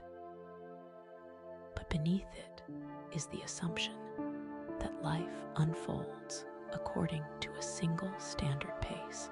This assumption quietly erodes peace, because it measures your reality against someone else's path, ignoring the uniqueness of your conditions, lessons, and timing. Timelines imposed by society, family, or peers are usually based on averages, not alignment. They reflect what is common, not what is correct for you. When you internalize them, you begin to treat your life as a delayed version of someone else's success rather than a distinct unfolding. This creates unnecessary pressure and distorts perception. You start overlooking what is developing simply because it does not match an external schedule. Comparison also narrows focus.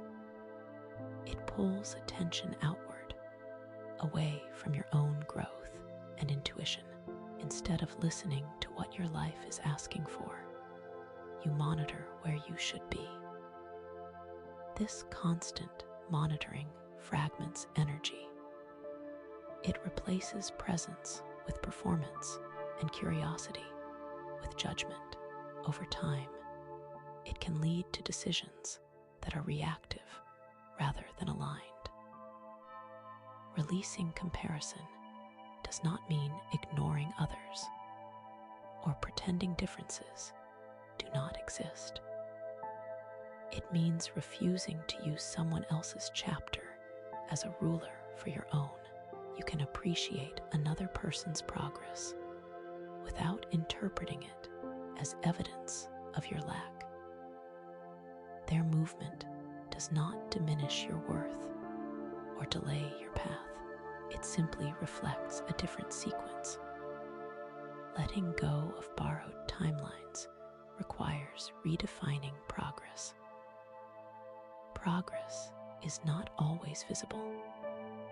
It can be internal stabilization, emotional healing, clarity, or resilience.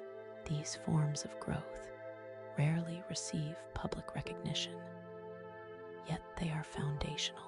When you honor them, the urge to compare loses its grip because you are no longer dependent on external markers to validate your evolution. There is also relief in understanding that some delays are intentional.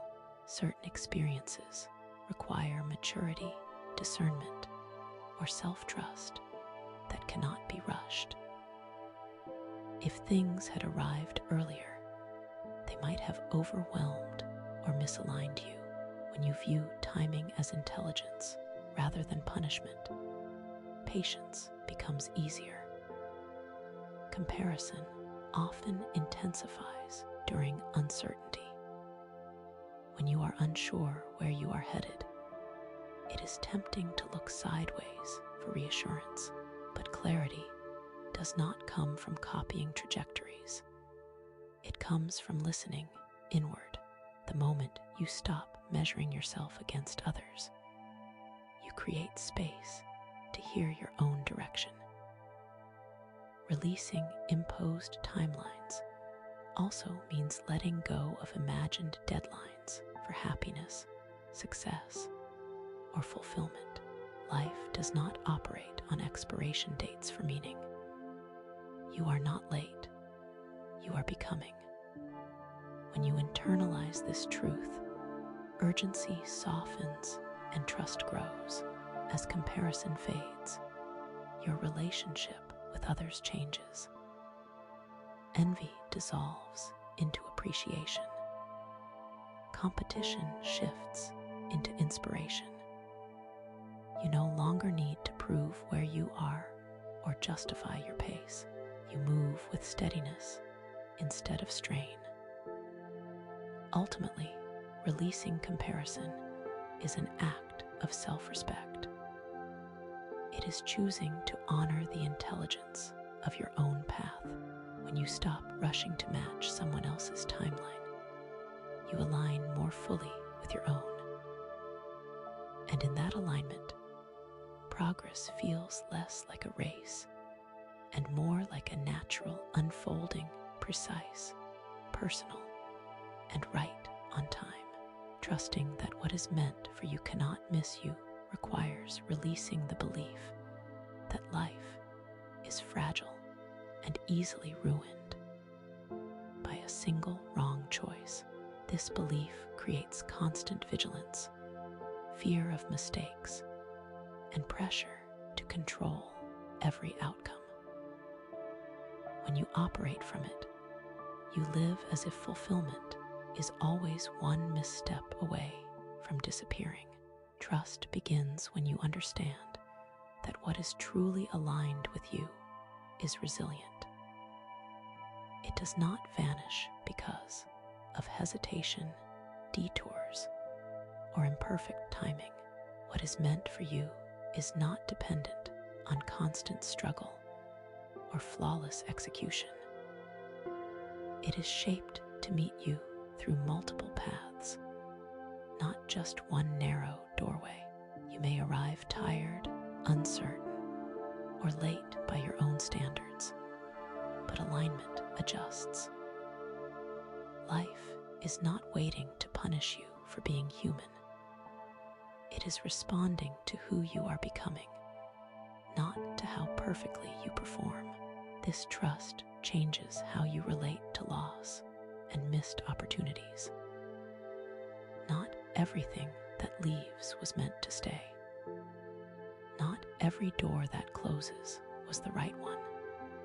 When something truly aligned exits your life, it does not take its purpose with it. That purpose reconfigures and returns in another form. Sometimes what you lose is not the thing itself, but your attachment to a version of it that no longer fits. Fear insists that you must chase, secure, and hold tightly, or you will miss your chance. Trust understands that chasing often creates distance. When you stop grasping, you allow alignment to work without resistance. This does not mean you become passive. It means your action is guided rather than frantic. You move toward what feels right instead of running away from imagined regret. Trusting that what is meant for you cannot miss you also dissolves comparison. Someone else receiving what you desire does not mean it was yours, and you failed to claim it. Alignment is not competitive. Another person's experience does not cancel yours. If something truly belongs in your life, it will arrive in a way that fits your growth, values, and readiness. This trust softens self-blame. You stop replaying decisions, wondering which moment ruined everything. You recognize that learning curves are built into becoming. Even choices that lead to discomfort refine discernment. They do not disqualify you. What is aligned factors in your learning, not just your arrival. There is relief in understanding that timing is not a test you can fail. Some things require you to become before they can stay. If they arrived earlier, they might not have lasted. Delay often protects both you and what is meant for you, allowing alignment to deepen rather than fracture under pressure. As trust strengthens, urgency fades. You stop forcing connections, outcomes, or milestones. You allow things to unfold with less resistance. This openness actually increases movement because energy is no longer tied up in fear. You become receptive rather than rigid. Trust does not promise that everything will be easy or predictable. It promises coherence. It promises that your life is not missing pieces, it is assembling them. When something aligns, it feels familiar rather than forced. It recognizes you as much as you recognize it. Living from this trust creates calm confidence. You no longer rush to secure your future out of fear it will slip away. You focus on staying honest, present, and responsive. And as you do, what is meant for you finds you, not because you chased it perfectly, but because alignment does not miss. Opening yourself to opportunities beyond what you imagined begins with loosening your attachment to how fulfillment is supposed to look.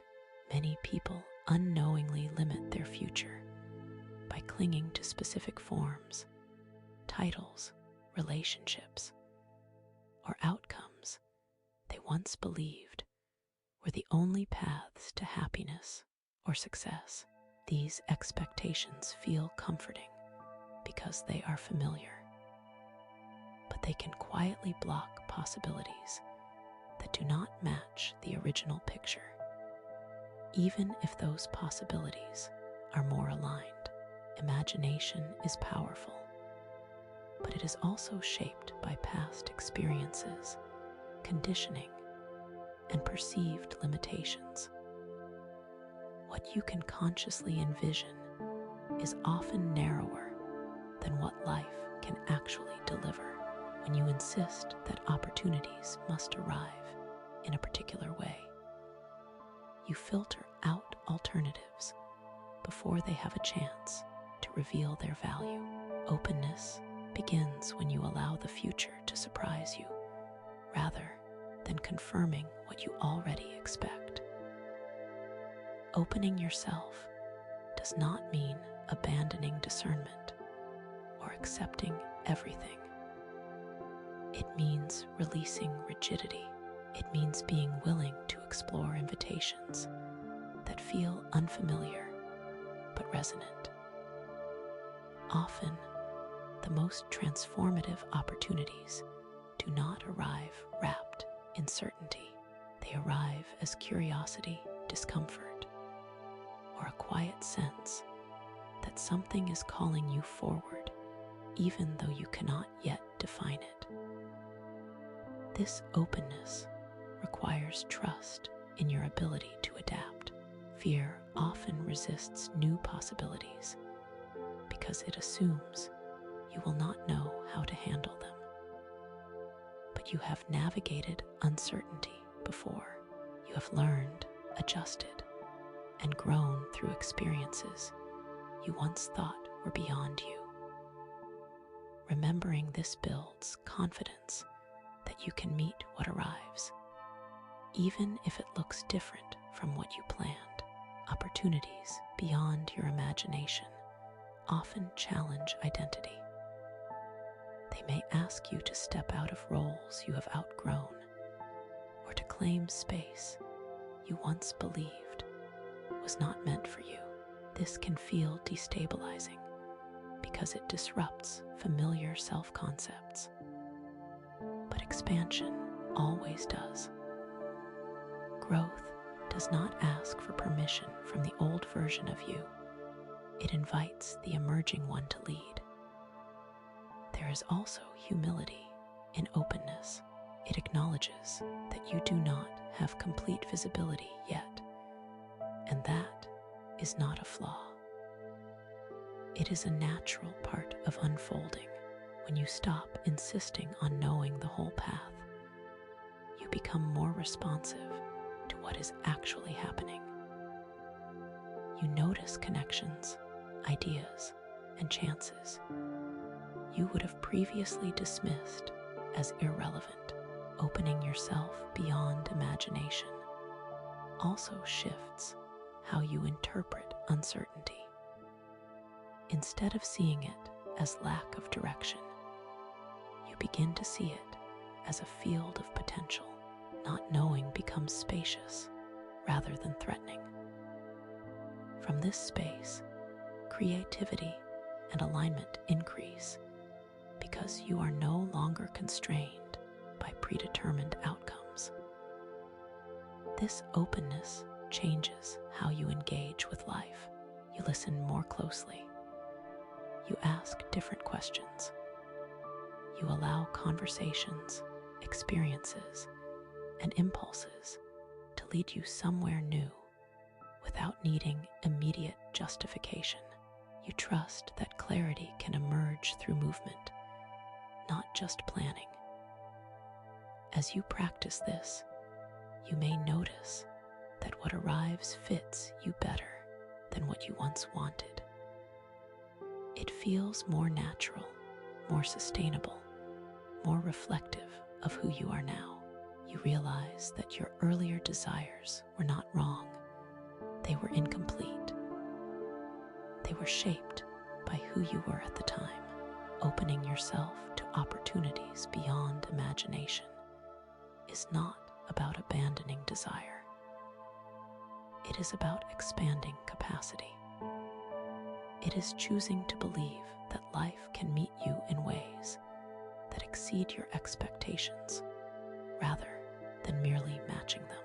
And when you allow this, the future becomes less about controlling outcomes and more about collaborating with possibility, wide, dynamic, and alive. Learning how surrender creates momentum instead of stagnation requires redefining what surrender actually means. Many people associate surrender with giving up, losing direction, or becoming passive. In reality, surrender is not the absence of movement. It is the removal of resistance. It is the moment you stop fighting what is already true and start cooperating with it. When resistance dissolves, energy that was trapped in tension becomes available for forward motion. Stagnation is often caused not by lack of effort, but by over-control. When you grip outcomes too tightly, you restrict the flow of information, intuition, and opportunity. You become focused on forcing progress rather than allowing it to emerge. Surrender interrupts this pattern. It shifts your role from commander to collaborator. Instead of trying to dictate every step, you respond to what unfolds. Surrender creates momentum because it aligns action with reality.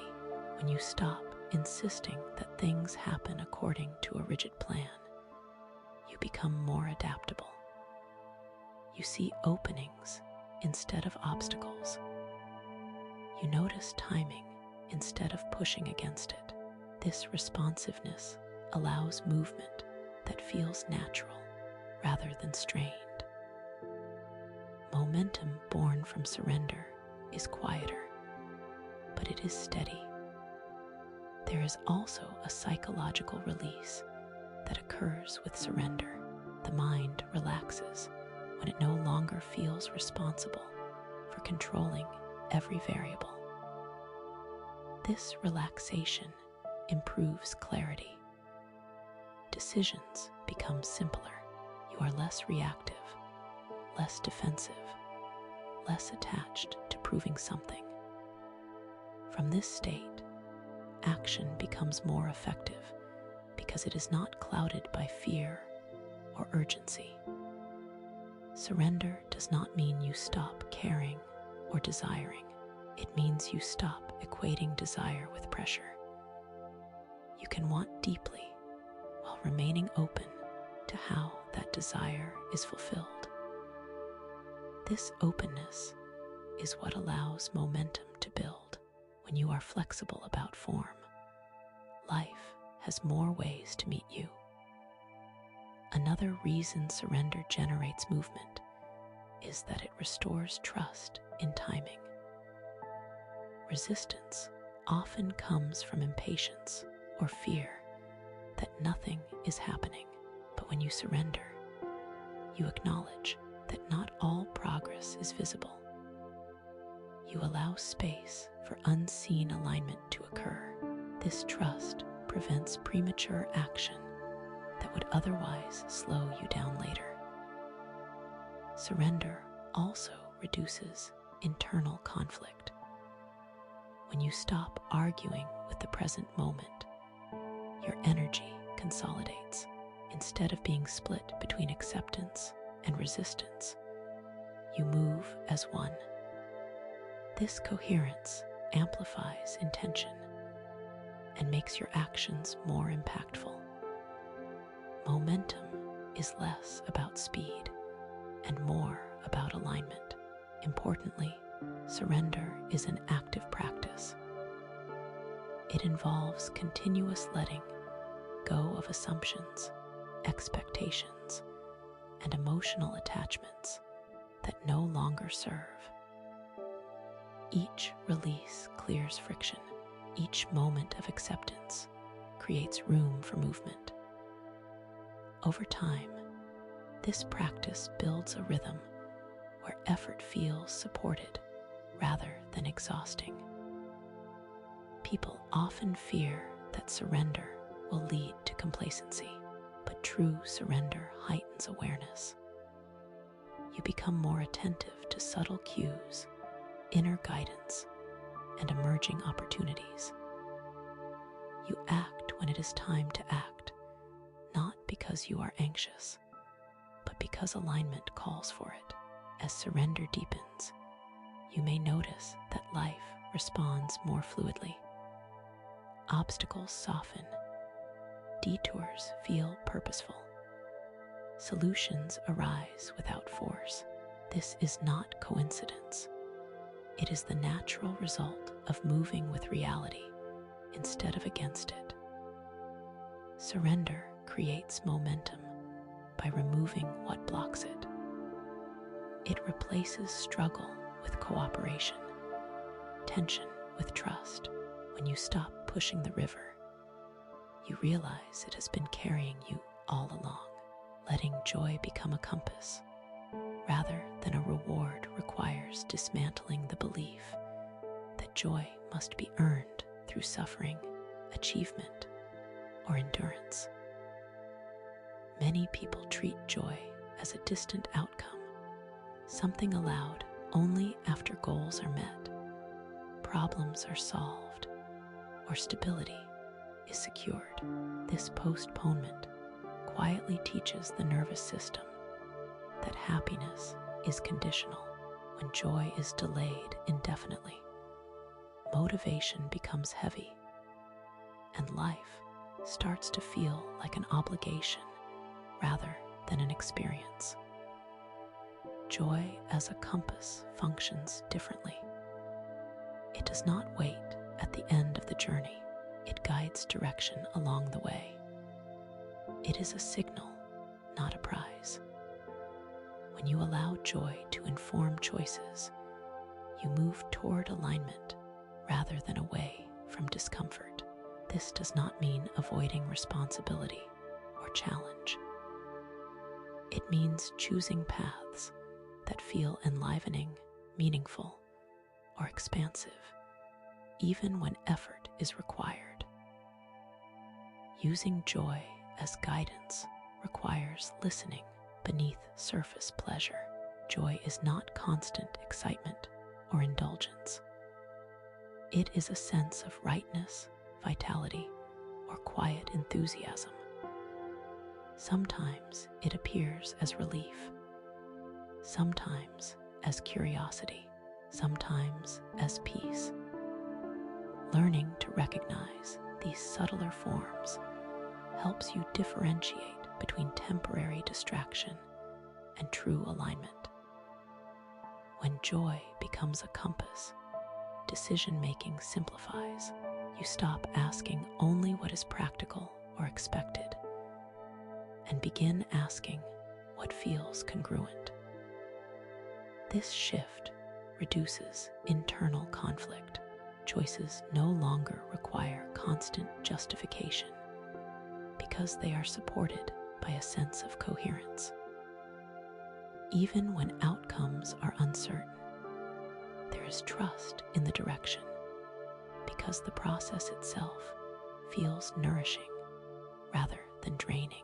Many people fear that prioritizing joy is irresponsible or unrealistic. This fear is rooted in scarcity thinking, the belief that life must be hard to be valid. But joy does not eliminate discipline. It enhances sustainability. When your actions are fueled by genuine engagement, you are more likely to persist, adapt, and grow. Burnout thrives on obligation. Resilience thrives on joy. Letting joy lead also reshapes your relationship with rest and effort. Rest becomes restorative instead of guilt-ridden because it reconnects you with what feels good in your body and mind.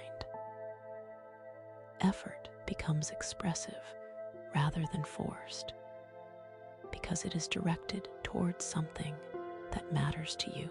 This balance keeps energy circulating instead of depleting.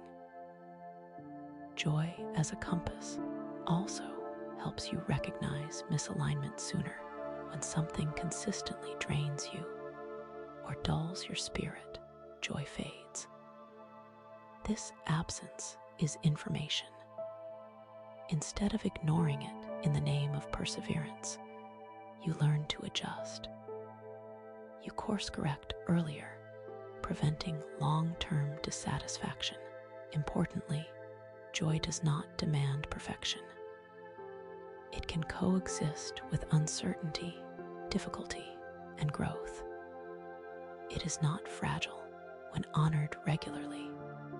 It builds emotional resilience. You become less dependent on external validation because your internal experience is already rewarding. As you practice following joy, you may notice that opportunities shift. You attract experiences that resonate with your energy. People, ideas, and paths that feel heavy fall away naturally. Life begins to feel less like something you endure and more like something you participate in. Letting joy become a compass is not indulgence, it is intelligence. It aligns you with what sustains you, what expands you, and what feels true. When joy guides direction rather than waiting at the finish line, the journey itself becomes meaningful, and fulfillment stops being postponed and starts being lived. Accepting that miracles often arrive disguised as challenges requires a shift in how you interpret disruption. Most people associate miracles with ease, relief, or sudden improvement, but transformation rarely announces itself in comfortable forms. Change that alters your trajectory often begins by dismantling what no longer fits. When familiar structures crack, it feels like loss or failure, not opportunity. Yet disruption is frequently the doorway through which alignment enters. Challenges interrupt patterns that keep you stagnant. They expose habits, beliefs, or attachments that were quietly limiting you. Without pressure, these limitations might remain invisible. A challenge brings them into awareness. It forces reevaluation. This is not punishment, it is redirection. What collapses under pressure was often already unstable or misaligned. Miracles disguised as challenges often arrive at moments when comfort has outlived its usefulness. They push you beyond identities, roles, or environments that no longer support growth. At first, this feels destabilizing. Certainty dissolves, control weakens. But in that destabilization, space opens for something more authentic to emerge. There is also an emotional refinement that occurs through challenge. Resilience deepens, discernment sharpens. You learn what truly matters and what does not. These qualities cannot be developed through ease alone. They are forged through friction. The miracle is not the difficulty itself, but who you become by navigating it. Challenges also reroute paths. What feels like an ending is often a correction. A closed door may prevent long-term misalignment. A setback may save you from investing further in what was draining you. With hindsight, many moments once labeled as devastating are later recognized as necessary turning points. Accepting this perspective does not require denying pain. Difficulty can hurt deeply. Loss can grieve honestly. Acceptance simply means remaining open to the possibility that meaning exists even when comfort does not. It allows you to hold both truth and trust simultaneously. When you begin viewing challenges as potential carriers of insight, your response changes. You become less reactive and more curious. Instead of asking only, "Why is this happening to me?" you also ask, "What is this asking of me?" This question shifts you from victimhood to engagement. Miracles disguised as challenges often reveal hidden strengths. You discover capacities you did not know you had because circumstances demanded them. Confidence grows not from success alone, but from surviving and adapting. This confidence is grounded and durable. There's also timing intelligence in difficulty. Challenges often arise when you are ready to integrate their lesson, even if it does not feel that way. They meet you at the edge of growth, where expansion is possible, but not yet embodied. The discomfort signals proximity to change. Over time, trust develops. You stop assuming that difficulty means failure. You recognize patterns of growth following disruption. This does not eliminate fear, but it tempers it.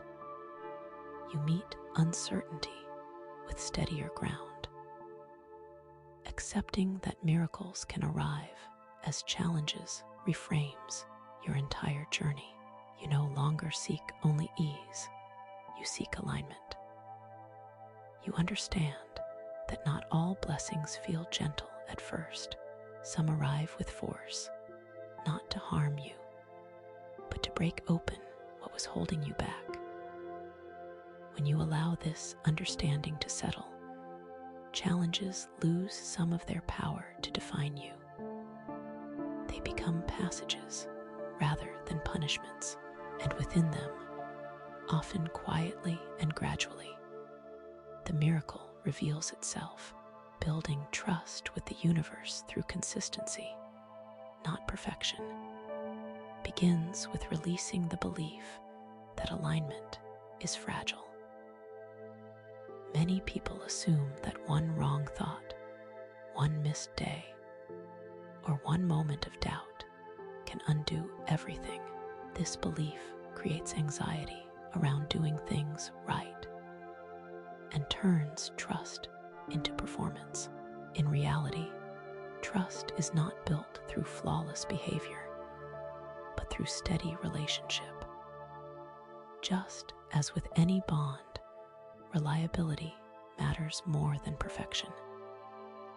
Consistency is the language of trust. It shows up as returning again and again to intention, presence, and honesty.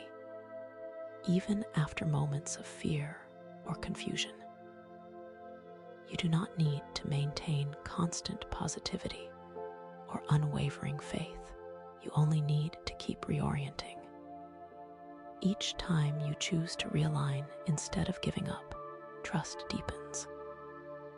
This repetition teaches your nervous system that support is stable, not conditional.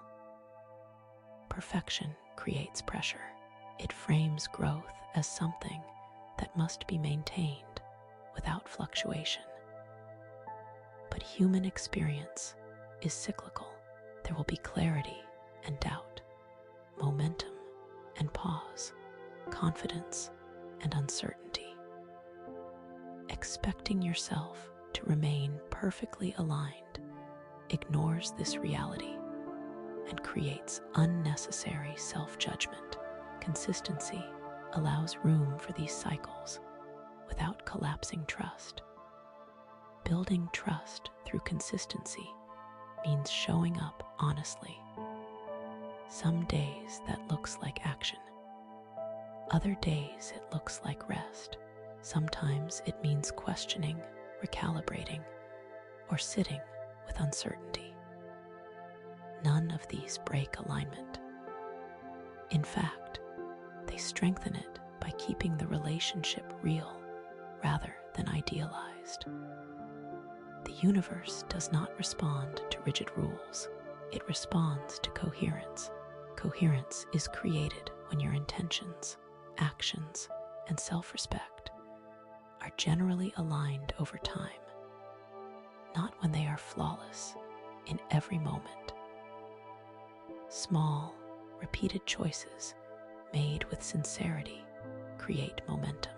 Grand gestures followed by burnout do not. Consistency also builds trust with yourself.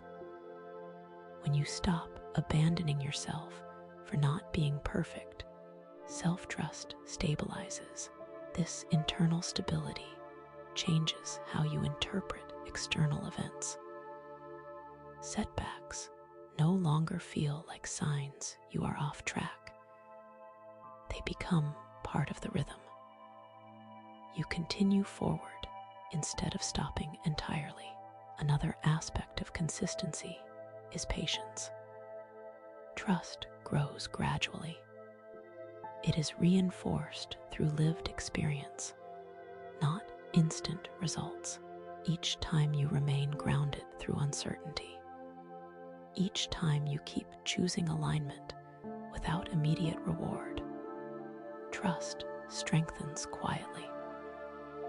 This kind of trust is resilient because it is based on experience, not expectation.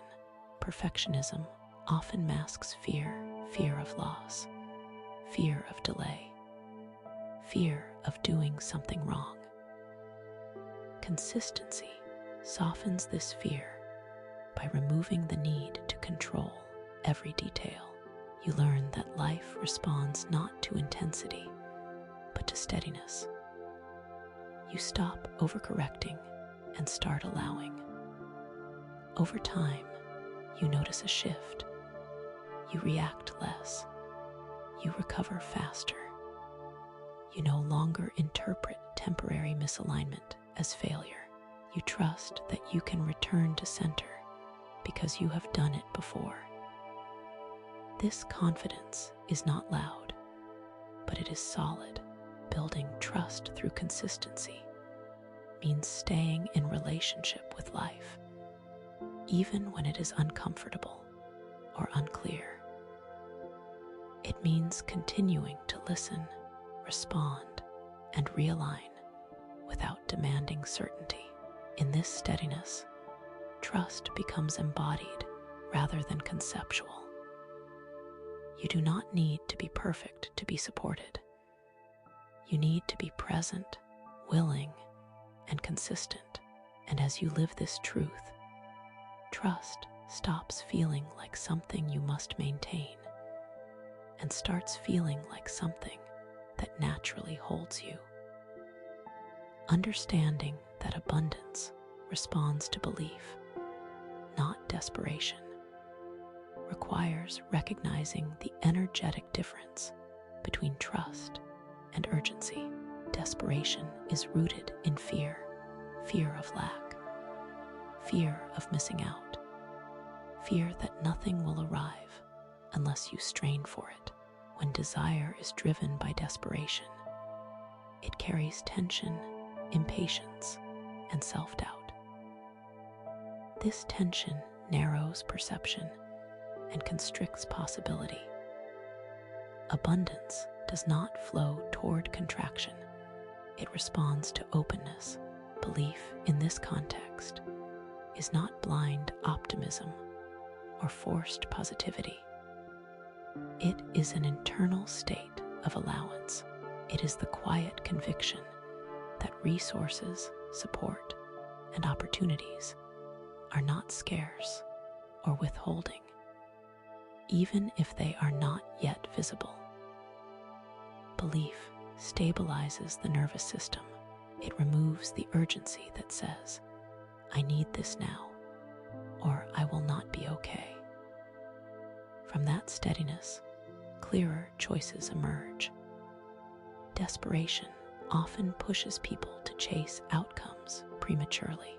It leads to overextending, settling, or forcing situations that are not aligned. Even when something is gained through desperation, it rarely feels secure. There is constant fear of loss, comparison, or insufficiency. Abundance gained without belief feels fragile because it was never integrated internally. Stepping fully into infinite possibilities with calm certainty and openness is not a dramatic leap. It is a quiet arrival. It happens when urgency dissolves and is replaced by steadiness, when the need to control softens into the ability to receive. Calm certainty does not mean you know exactly what will happen. It means you trust yourself and life enough to move forward without bracing for disappointment. Openness does not mean indiscriminate acceptance. It means availability to what is aligned, even if it looks unfamiliar. Infinite possibilities do not reveal themselves to a tense system. They require space. When your mind is constantly scanning for threats, outcomes, or proof, perception narrows. Calm widens perception. It allows you to notice subtle invitations, unexpected connections, and emerging paths that would otherwise be overlooked. In this state, life feels less like something to survive and more like something to engage with. Certainty here is internal, not circumstantial. It is the confidence that whatever unfolds, you can meet it. You no longer depend on external reassurance to feel grounded. This inner certainty stabilizes your energy. You stop oscillating between hope and fear. You remain present even when outcomes are unknown. Openness complements this certainty by preventing rigidity. You release the need for life to arrive in a specific form. You allow possibilities to exceed your expectations instead of matching them. This openness keeps you responsive rather than defensive. You listen, you adjust, you collaborate with what emerges. Stepping into infinite possibilities also means releasing the identity of someone waiting for permission. You stop postponing engagement until conditions feel perfect. You understand that readiness is built through participation, not waiting. You show up as you are, trusting that clarity will deepen through movement. There is ease in this posture. Effort remains, but strain dissolves. You take action without attachment to immediate results. You rest without fear of falling behind. This balance creates sustainable momentum. Life begins responding with synchronicity rather than resistance. Calm certainty allows you to hold both ambition and peace. You can desire expansion without rejecting the present. You can aim forward without tension. This internal harmony makes growth feel natural instead of forced. As you embody openness, surprises no longer feel threatening. Change is met with curiosity rather than panic. You trust that even detours carry intelligence. This trust frees energy previously spent on anxiety and redirects it toward creativity and presence. Stepping fully into infinite possibilities also changes how you define success. It becomes less about specific outcomes and more about alignment, fulfillment, and responsiveness. You measure progress by how connected you feel to yourself and life, not by comparison or deadlines. In this state, you are no longer chasing the future or clinging to the past. You inhabit the present fully, knowing it is the point of access to everything that can unfold. Possibility is not somewhere ahead of you. It is active now. Calm certainty and openness together create a grounded expansiveness. You are rooted yet receptive, intentional yet flexible. From this place, infinite possibilities are not overwhelming. They are welcoming. And as you step into them, you do so not with urgency or fear, but with trust, presence, and a quiet readiness to receive what aligns.